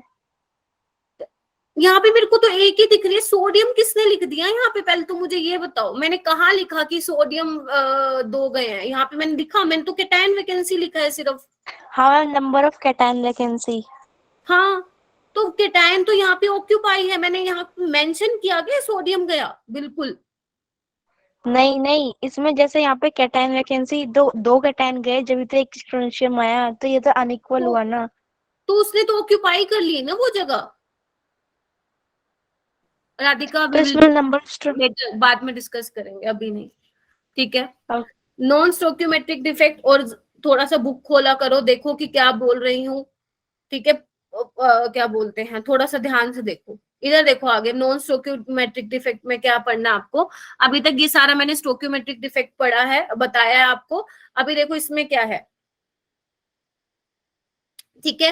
Contain the constituent element in non stoichiometric ratio, मतलब कहने का क्या मतलब है, स्टोक्योमेट्रिक में मैंने आपको क्या बताया था, जो रेशियो था एक काइंड ऑफ एटम और जो दूसरे काइंड ऑफ एटम का, दोनों का जो रेशियो था वो सेम रहेगा, जो कि जैसा फॉर्मूला है उनका, केमिकल फॉर्मूला। लेकिन नॉन स्टोक्योमेट्रिक डिफेक्ट में ऐसा नहीं होता, जो रेशियो होता है आपके एक काइंड ऑफ एटम और दूसरे काइंड ऑफ एटम का, वो रेशियो जो है मैच नहीं होता, जितना आपका जो केमिकल फॉर्मूला उसमें जो आपका जो स्टोक्योमेट्री होती है उसके करस्पॉन्डिंग आप रेशियो चेक करोगे तो वो सेम नहीं होता है, मतलब कुछ ना कुछ रेशियो में चेंज होता है। जैसे अगर मैं बात करूं आपका आयरन ऑक्साइड, तो अगर आप सोच रहे हो कि आयरन का 1:1 होता है आयरन ऑक्साइड में, आयरन का और ऑक्सीजन का तो ऐसा नहीं होता। अभी मैं आपको एक एग्जांपल भी कराऊंगी। आयरन इसका रेशियो होता है 0.98 और इसका होता है 1, ठीक है। तो मतलब बेसिकली स्टोक्योमेट्री इनका क्या होता है, सेम नहीं होता, स्टोक्योमेट्री चेंज होता है इनका, ठीक है। अब मैम इसमें हमें क्या पढ़ना है, जैसे हमने उसमें क्या पढ़ा, शॉर्टकी और फ्रेंकल डिफेक्ट पढ़ा है, ठीक है। राधिका आप क्या करेंगे, इस क्लास के बाद एनसीईआरटी की बुक को उठाएंगे और एनसीईआरटी में दोबारा से वो चीज पढ़ेंगे, और अगर फिर भी समझ में नहीं आएगी देन कॉल करोगे आप मुझे, ठीक है। ओके ठीक है, ठीक है, सिंपल सी बात है। एक Na+ गया, दूसरा ठीक है, आपने बोला मैम दूसरा Na+ भी तो गया, ठीक है, तो उसकी जगह ही तो स्ट्रोंशियम 2+ आया। कैटायन की तो एक ही जगह खाली हो गई ना राधिका, कैटायन तो सिर्फ एक ही जगह से खाली है, होल तो आपको एक ही जगह दिखाई दे रहा है, खालीपन तो एक ही जगह है ना, तो आप दो को कैसे कंसीडर कर सकते हो, दूसरे वाले की खाली जगह को तो भर दिया स्ट्रोंशियम 2+ ने, सिंपल सी बात है। मैम फिर इसमें एक खाली जगह रही तो इसमें तो फिर भी मतलब दो नंबर ऑफ कैटायन वैकेंसी 2 गई is equals to number of जो स्ट्रोंशियम वैकेंसी थी। मैं इसी में अटका पड़ा हूँ अभी भी। नहीं गलत बोल रही हो तुम, कैटायन वैकेंसी एक ही है, मुझे कहाँ से दिखा तो दो वैकेंसी कहाँ अच्छा से दिख अच्छा, रही है? मतलब जैसे मैम खाली जगह को हम वैकेंसी बोल रहे हैं। ये क्या लिख रही हूँ मैं इतनी देर से, मैंने ये लिखे अच्छा क्या कि अच्छा, कितने सोडियम आयन निकल गए, मैंने तो लिखा ही नहीं, मैं तो नहीं ये लिख नहीं, रही हूँ कि कितनी खाली जगह है। आ गया आ गया आ गया आ गया, मैं ही कंफ्यूज था। Okay okay, thank you ma'am. ठीक है, हे यस मैम। भगवान, ठीक है, चलो आगे चलते हैं। हाँ तो अभी मैं क्या बता रही थी, अब थोड़ा शांति से समझना नॉन स्टोक्योमेट्रिक डिफेक्ट। देखो इसमें ना इसमें हम बेसिकली ना, जैसे उसमें आपने शॉर्ट की डिफेक्ट और वो पढ़ा ना फ्रेंकल डिफेक्ट, ऐसे ही अब इसमें दो तरह के डिफेक्ट पढ़ने वाले हो, एक तो मेटल एक्सेस डिफेक्ट, एक मेटल डेफिशिएंसी डिफेक्ट। कौन कौन से पढ़ने वाले हो, बच्चे भूल जाते हैं, अभी बोलो, मेटल एक्सेस डिफेक्ट और मेटल डेफिशिएंसी डिफेक्ट। सबसे पहला जो मेटल डेफिशिएंसी। तो सबसे पहले हमें क्या डिस्कस करना है, metal excess defect. Metal excess defect खुद सोचो, मेटल कब ज्यादा एक्सेस में होगा, जब मान लो एनायन की कमी हो जाए, है ना, यही मतलब हुआ ना। दो तरीके से आप इसको पढ़ सकते हो मेटल एक्सेस डिफेक्ट को, कि एनायन की वैकेंसी कर दो, मतलब एनायन की जगह खाली कर दो तो मेटल ज्यादा हो जाएंगे, या कोई बाहर से एक्स्ट्रा मेटल के टाइन आके डाल दो, फिर भी जो है मेटल एक्सेस में हो जाएंगे। तो ऐसे टाइप के डिफेक्ट्स को हम क्या बोलेंगे, मेटल एक्सेस डिफेक्ट बोलेंगे।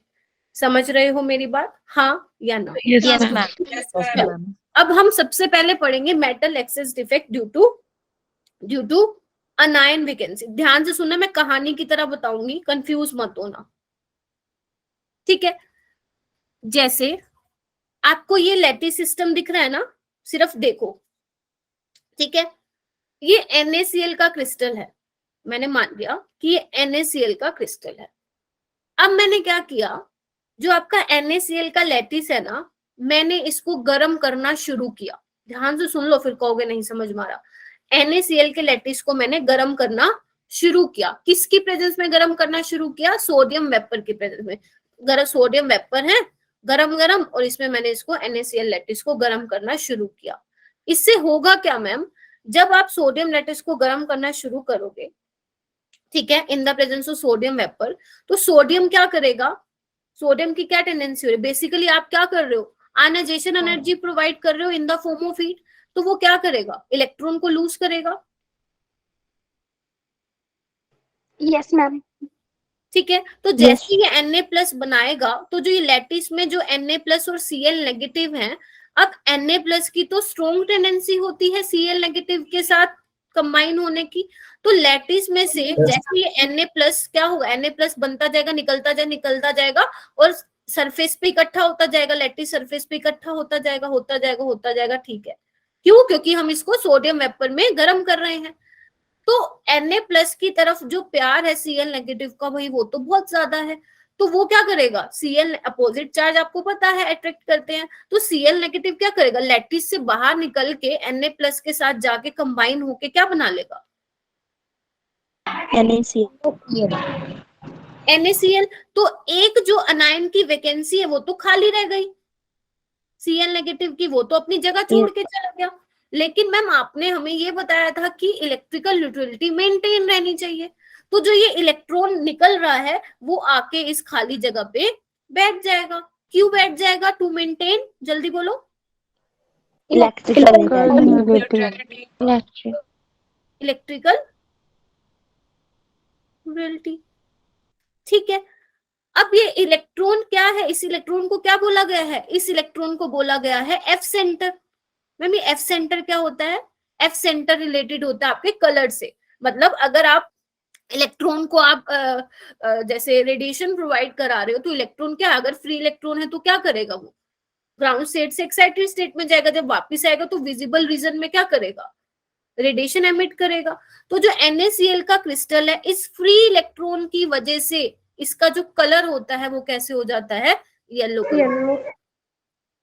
अगर आप ले लेते हो किसका, LiCl ले लेते हो, LiCl का लैटिस ले लेते हो, तो उसका जो कलर होता है वो वॉयलेट होता है या लाइलेक होता है, LiLac। समझ रहे हो मेरी बात, ये एफ सेंटर क्या है, रिस्पॉन्सिबल है किसके लिए, कलर के लिए, किसके लिए, कलर के लिए। ठीक है, ओके। एक सेकेंड, KCl आपका वॉयलेट कलर का होगा, LiCl आपका पिंक कलर का होगा। यही बोल रहे थे क्या? Yes ma'am. ठीक है, तो ये कलर मैम ध्यान रखने हैं। हाँ, एक बार मैं फटाफट से दोबारा बता देती हूँ मैंने क्या बोला। अभी हम मेटल एक्सेस डिफेक्ट पढ़ रहे हैं, उसमें सबसे पहले हम पढ़ रहे हैं ड्यू टू अनायन वैकेंसी। ठीक है, हमने क्या किया, पूरे लैटिस को हमने सोडियम वेपर की प्रेजेंस में गर्म किया। अब क्योंकि हम गर्म कर रहे हैं तो सोडियम की क्या टेंडेंसी है, इलेक्ट्रॉन को लूज करने की टेंडेंसी है, तो वहां से N+ निकलते जाएंगे। तो आपको पता है opposite charges attract each other, तो Cl नेगेटिव, बेटा अपने आप को म्यूट करो ख्याति, तो Cl नेगेटिव क्या करेंगे, Na+ के साथ कंबाइन होकर लेंगे। म्यूट योरसेल्फ ख्याति।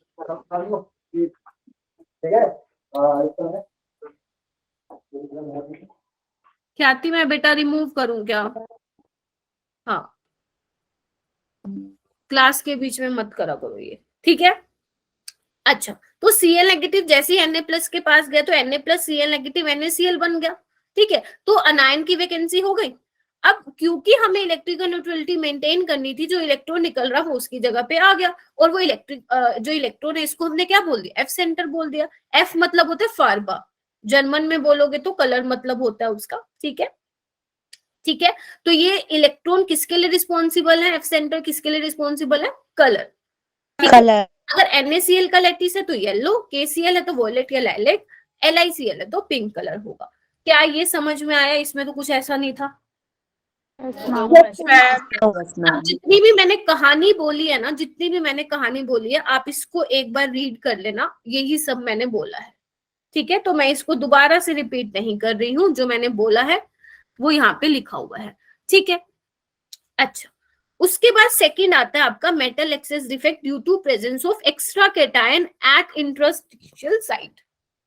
ठीक है, metal excess defect due to presence of extra cation, है ना, इस वजह से भी आप मेटल एक्सेस में हो सकता है। बोलो, अगर हम बाहर से कोई कैटायन लाके रख दे इंटरस्टिशियल साइट पे, बोलो।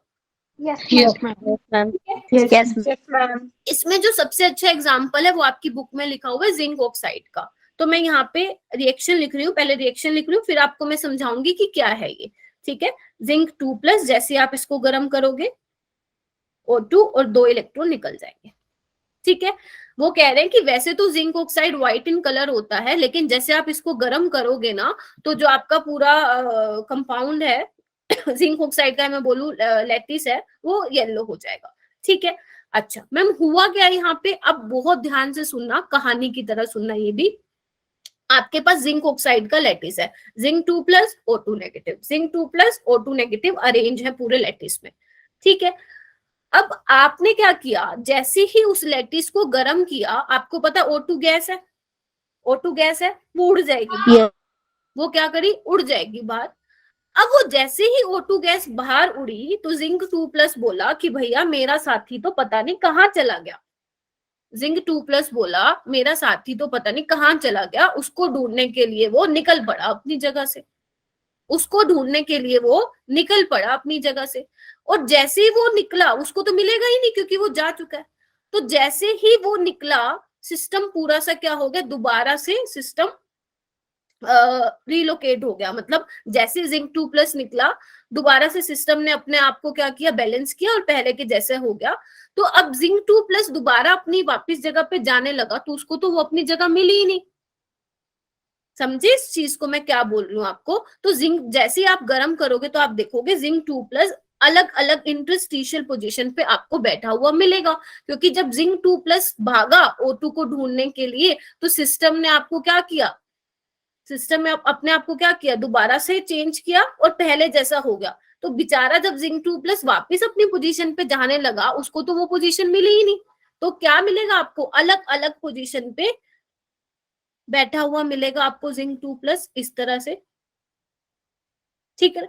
अब आप कहोगे मैम इलेक्ट्रिकल न्यूट्रलिटी भी मेंटेन होनी चाहिए, तो जो ये इलेक्ट्रॉन आपका निकला है वो क्या करेगा, वो जाके बैठ जाएगा। क्यों बैठ जाएगा, क्योंकि आपको सिस्टम की जो इलेक्ट्रिकल न्यूट्रलिटी है वो मेंटेन रखनी है,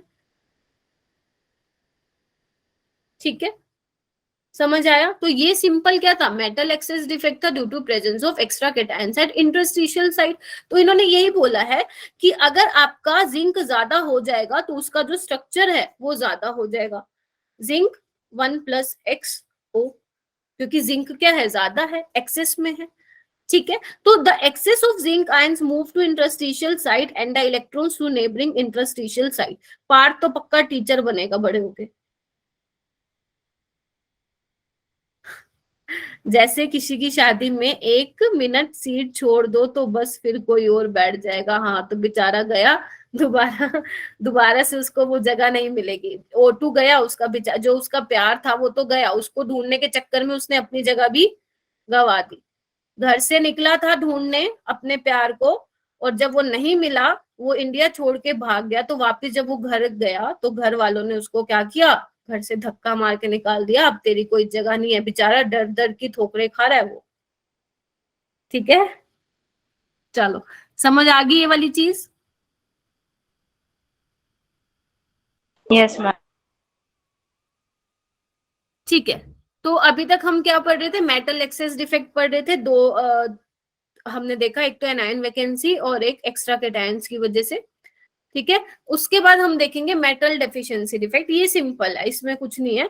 इसमें क्या होगा, पहले हम मेटल एक्सेस डिफेक्ट पढ़ रहे थे, अब हम मेटल डेफिशिएंसी डिफेक्ट पढ़ेंगे। ध्यान रखना इलेक्ट्रिकल न्यूट्रलिटी मेंटेन रहनी चाहिए, ठीक है।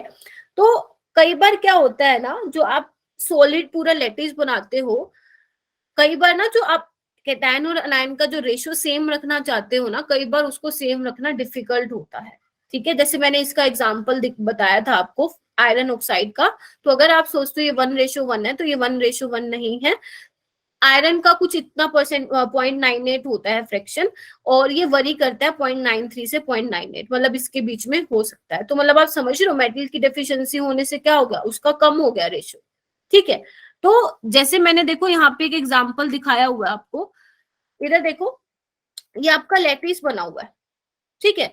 यहाँ पे आपका मान लो A+ था, देख पा रहे हो, ध्यान से देखना, फिर कहोगे मैम फिर वही वाला सीन दोबारा आने वाला है, राधिका एंड आशुतोष, ठीक है। यहाँ पे A+ था, ठीक है। लैटिस बनने के बाद देखा कि A+ अपनी जगह छोड़ के भाग गया है, ठीक है। तो कौन सा मेटल आएगा जिसके पास हायर चार्ज हो जाएगा? मैम ये तो वही वाला केस हो गया जो आपने वो स्ट्रोंशियम वाला बताया था, यस मैम। है ना? Yes, ma'am. बिल्कुल। चलो ठीक है, तो मैं एक और एग्जांपल ले लेती हूँ, उसको डिस्कस मैं ऑलरेडी कर चुकी हूँ, उस पर बहुत सारी हमारी बात हो चुकी है।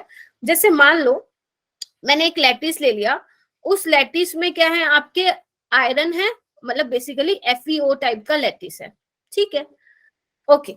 अब आपको पता है आयरन आयरन 2+ में भी एग्जिस्ट करता है और आयरन 3+ में भी एग्जिस्ट करता है, ठीक है जी। चलो अब जो मेरा लैटिस है उसमें आपका O2 नेगेटिव आयंस है और Fe2+ आयन है, समझ रहे हो? अगर मैं मान लू एक Fe2+ को निकाल दूं तो तुम मुझे बताओ कितने Fe3+ आयन आके बैठेंगे, सोच के बताना, सोच के। एक Fe2+ को कितने Fe3+ आके रिप्लेस कर देंगे, सोच के बताना, बताओ। दोनों का तो चार्ज अलग अलग होगा तो मैम एक अच्छा यानी कि तुम कह रहे हो कि अगर मैं एक Fe2+ को भगा रही हूं तो उसकी जगह पे एक ही Fe3+ आएगा, ये बोल रहे हो तुम? ये दो आएंगे, मुझे तो दो लग रहे हैं। हायर चार्ज आएगा ना उसकी जगह पे, Fe2+ तो गया, एक तो चार्ज उसका गया, sorry I am so sorry, Fe2+ तो गया, यानी कि 2+ चार्ज गए, तो आपको 2 Fe3+ लाने पड़ेंगे ना, यस दो मैम। चार्ज एक्स्ट्रा चाहिए ना आपको, ठीक है। ऐसे ही मान लो अगर आपने 2 Fe2+ निकाले तो उसके करस्पॉन्डिंग 4 Fe3+ जो है इंटरस्टिशियल पोजीशन पे आके बैठ जाएंगे। मतलब मैम पर्टिकुलर एक ही चार्ज दे पाएगा, जैसे Fe3+ केवल एक ही चार्ज देगा मैं।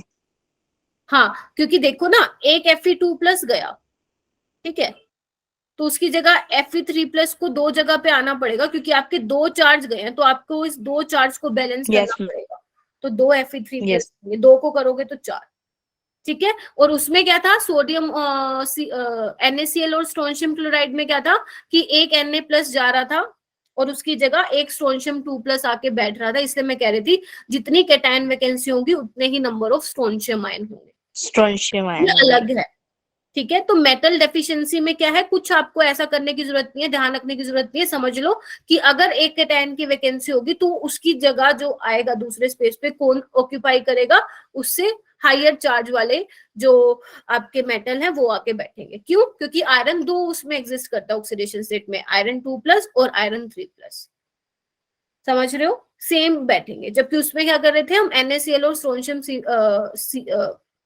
स्ट्रोंशियम क्लोराइड को मैं मिक्स कर रही थी, समझ रहे हो? बस ये छोटा सा ऐसा डिफरेंस है, ज्यादा मेटल डेफिशिएंसी पे क्वेश्चन नहीं आते बिल्कुल भी। हाँ बोलो बेटा। मतलब मैम यहाँ पे इलेक्ट्रिकल न्यूट्रलिटी तो मेंटेन ही नहीं रहेगी, फिर क्यों नहीं रह पाएगी। क्यों नहीं रह पाएगी? उसी को तो करने क्योंकि के लिए मैंने इसमें 2 Fe3+ डाले बेटा। जब Fe2+ एक जाएगा तो उसमें 2+ आयन की कमी आ गई, तो Fe3+ अपना एक आयन चार्ज देगा और Fe3+ एक चार्ज देगा, बाकी बचे इसमें एक्स्ट्रा तो वो भी मिलाएंगे ना उसमें चार्ज में।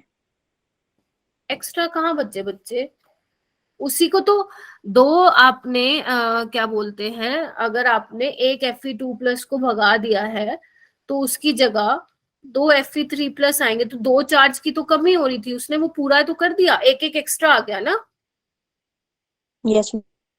जैसे मान लो Fe2+, Fe2+, ठीक है, Fe2+ और Fe2+, इधर देखो राधिका, ठीक है, 4 है, यस। ठीक है। मैं इस एक को भगा रही हूँ, काटा मार दूं यस। तो मेरे पास 2 की कमी होगी, तो मैंने इसको एक बढ़ा दिया Fe3+, इसको एक और बढ़ा दिया Fe3+, यस मैम। समझ गए अभी? ठीक है, यस मैम आ गया। ओके, ठीक है। आपका जो जितना भी डिफेक्ट था बेटा मैंने ट्राई किया कि सारा कवर करवा दूं। कुछ क्वेश्चंस है जो हम अभी करेंगे, इसके बेसिस पे क्वेश्चन आता है, न्यूमेरिकल आता है, theoretical question metal efficiency defect से कभी ना पूछा गया है ना पूछा जाएगा, न्यूमेरिकल आता है, वो मैं आपको अभी करवा देती हूँ। लास्ट में जो टॉपिक बचा है मैंने आपको ऑलरेडी बता दिया, फिजिक्स में आप बुक पढ़ चुके हो, प्लीज उसको एक बार गो थ्रू कर लेना एनसीईआरटी से and you will able to be solve, ठीक है। सारी चीजें सोल्व कर लोगे उससे related, P type, N type, ये सब चीजें हैं जो आप लोगों को पढ़नी है, ठीक है। अब जल्दी से ना मैं क्वेश्चन करा देती हूँ, जल्दी आओ फटाक से, ताकि ये क्वेश्चन को आज हम टाटा बाय बाय कर दें और फिर 25 मार्च से एक फ्रेश स्टार्ट करें। और ध्यान रखना, पढ़ा रही हूँ तो क्वेश्चन की प्रैक्टिस करना, अदरवाइज ये चैप्टर पता भी नहीं चलेगा कि आज तो बहुत अच्छे से आ गया और कल भूल गए, ठीक है। चलो ये वाला क्वेश्चन करते हैं, देखना इधर, आपके पास ना दो क्वेश्चन है ऐसे बच्चे, आपके एनसीईआरटी में ऐसे दो क्वेश्चन है, एक तो निकल ऑक्साइड का क्वेश्चन है, एक आयरन ऑक्साइड का है। मैम दोनों करने हैं? जी हाँ, दोनों करने हैं, ठीक है। और ये नीट में भी आया हुआ है, जेई में भी आया हुआ है, हर एंट्रेंस में ये वाले क्वेश्चन आते हैं, बहुत ही फेवरेट क्वेश्चन होता है ये एग्जामिनर का। मैम आप ये तो बताओ बोल क्या रहा है, देखो ध्यान से देखना बच्चे, फॉर्मूला ऑफ निकल oxide with metal deficiency defect in its crystal is इतना, देख पा रहे हो? मेटल डेफिशिएंसी डिफेक्ट है तो स्टोइकियोमेट्रिक रेशियो डिस्टर्ब होगी, उन्होंने इतना दे दिया। यस। अब इस निकल में निकल 2+ भी है और निकल 3+ भी है, 3+, यानी कि अगर मैं इसको क्या मानूं, अगर ये x है इसको मान लो y मान लूं, x + y किसके बराबर हो जाएगा? 0.98 के बराबर हो जाएगा, 0.98, ठीक है। अच्छा, अब वो बोल रहे हैं कि क्रिस्टल में निकल 2+ और ये निकल 3+ दोनों है, आपको क्या निकालना है? Fraction of nickel existing as nickel 2+ ion, यानी कि आपको परसेंटेज निकालना बच्चा किसका? निकल 2+ का। परसेंटेज कैसे निकालते हैं? मैम हमें टोटल पता चल जाए, सॉरी टोटल तो हमें पता है 0.98 और ये पता चल जाए कि निकल 2+ कितने हैं, तो हम 100 से मल्टीप्लाई करके क्या करेंगे? उसका परसेंटेज निकाल लेंगे। लेकिन यहाँ पे फ्रैक्शन पूछा है तो आप 100 से मल्टीप्लाई मत करना, समझ रहे हो निकालना क्या है, ये समझे? Yes ma'am. Yes, Yes, ma'am. ma'am. Simple, ठीक है। अब मैम इसको सोल्व कैसे करेंगे ये ध्यान से देखो, जैसे अगर मान लो निकल पे चार्ज कितने का है? 2, और कितने है वो? x है, बोलो हाँ या ना। ये कितने हैं? Yes ma'am. 3, और इस पे चार्ज कितना है? 3, और है कितने? y को क्या मैं ये लिख दूं? 0.98 - x, यस मैम। Yes, ठीक है। और ये कितने करूं मैं? ये 1 ही है और इस पे चार्ज कितना है? -2 का ऑक्सीजन पे, तो मैं ये करके 0 के इक्वल पुट कर दूं। yes, ma'am. यस। बस आपको कुछ नहीं करना, सोल्व कर दो फटाक से। 0.98 × 3 - 3x - 2 = 0। जल्दी से मुझे x की वैल्यू निकाल के बताओ कितनी निकलेगी, x की वैल्यू निकाल के बताओ। अच्छा फिजिक्स में भी है ये, अच्छा। एक आपका आयरन ऑक्साइड का है, 0.94 मैम, 0.9। x की वैल्यू आई है 0.94, ठीक है। आपको फ्रैक्शन निकालना है तो निकाल सकते हो, 0.94 / 0.98 कितना आया आंसर बताना मेरे को, है ना। निकल 2+ के लिए निकालना था, हमें पता चल गया कि पॉइंट इतने में से 0.98 में से निकल जो था सिर्फ इतना ही प्रेजेंट था और टोटल इतना था, तो क्या आंसर आ रहा है इसका? A. 0.96। मैम ये Yes, ये ma'am. आ रहा है, ऑप्शन ए। मैम ये आ रहा है। ए आ रहा है, रुको मैं भी करके देख लेती हूँ। 0.94 डिवाइड बाय 0.98, ओके, तो इसका आंसर आ रहा है 0.95 के आसपास आ रहा है, 959, तो मैं मान लेती हूँ 0.96 आ रहा है। कर लोगे ये क्वेश्चन? यस। ma'am. ऐसे ही आपके एक और है, आयरन का है क्वेश्चन, यहाँ पे 0.93 है, एक बार चेक कर लेना, बिल्कुल सेम ऐसे ही करना है, चाहे वो आपसे पूछे परसेंटेज, चाहे वो पूछे फ्रैक्शन, चाहे बेशक वो निकल 2+ का पूछे, चाहे वो निकल 3+ का पूछे, आप लोग बता दोगे कैसे करना है। क्लियर हो गया ये question? Yes, ma'am. Yes, ma'am. Clear हो गया तो नेक्स्ट क्वेश्चन पे आओ बच्चा, ध्यान से करना। क्या पूछा है? The correct statement regarding defects in crystalline solid is, Frenkel defect decrease the density, हाँ या ना?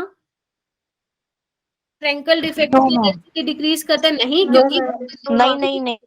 ठीक है, केटायन जो है अपनी जगह छोड़ के दूसरी जगह पे जाता है, बाहर नहीं जाता है लैटिस से, तो डेंसिटी सेम रहती है। क्या फ्रेंकल डिफेक्ट को डिसलोकेशन डिफेक्ट कहते हैं? बिल्कुल कहते हैं। Yes ma'am. Yes ma'am. बाकी भी देख लो, Frenkel defect is found in halides of alkaline metals, नहीं नहीं नहीं, वो शूट की पाया जाता है। Schottky defect have no effect on the density, नहीं मैम वो तो डिक्रीज करती है। होता है, वहाँ तो डिक्रीज हो रहा है। चलो नेक्स्ट क्वेश्चन पे आओ। आयनिक solid with Schottky effect contain in their structure cation vacancy and interstitial cations, equal number of cation and ion, और या अनायन इक्वल वैकेंसी। Number Easy. है। अगर दो कैटायन छोड़ के जाएंगे अपनी जगह तो उसके साथ 2 अनायन भी जाएंगे।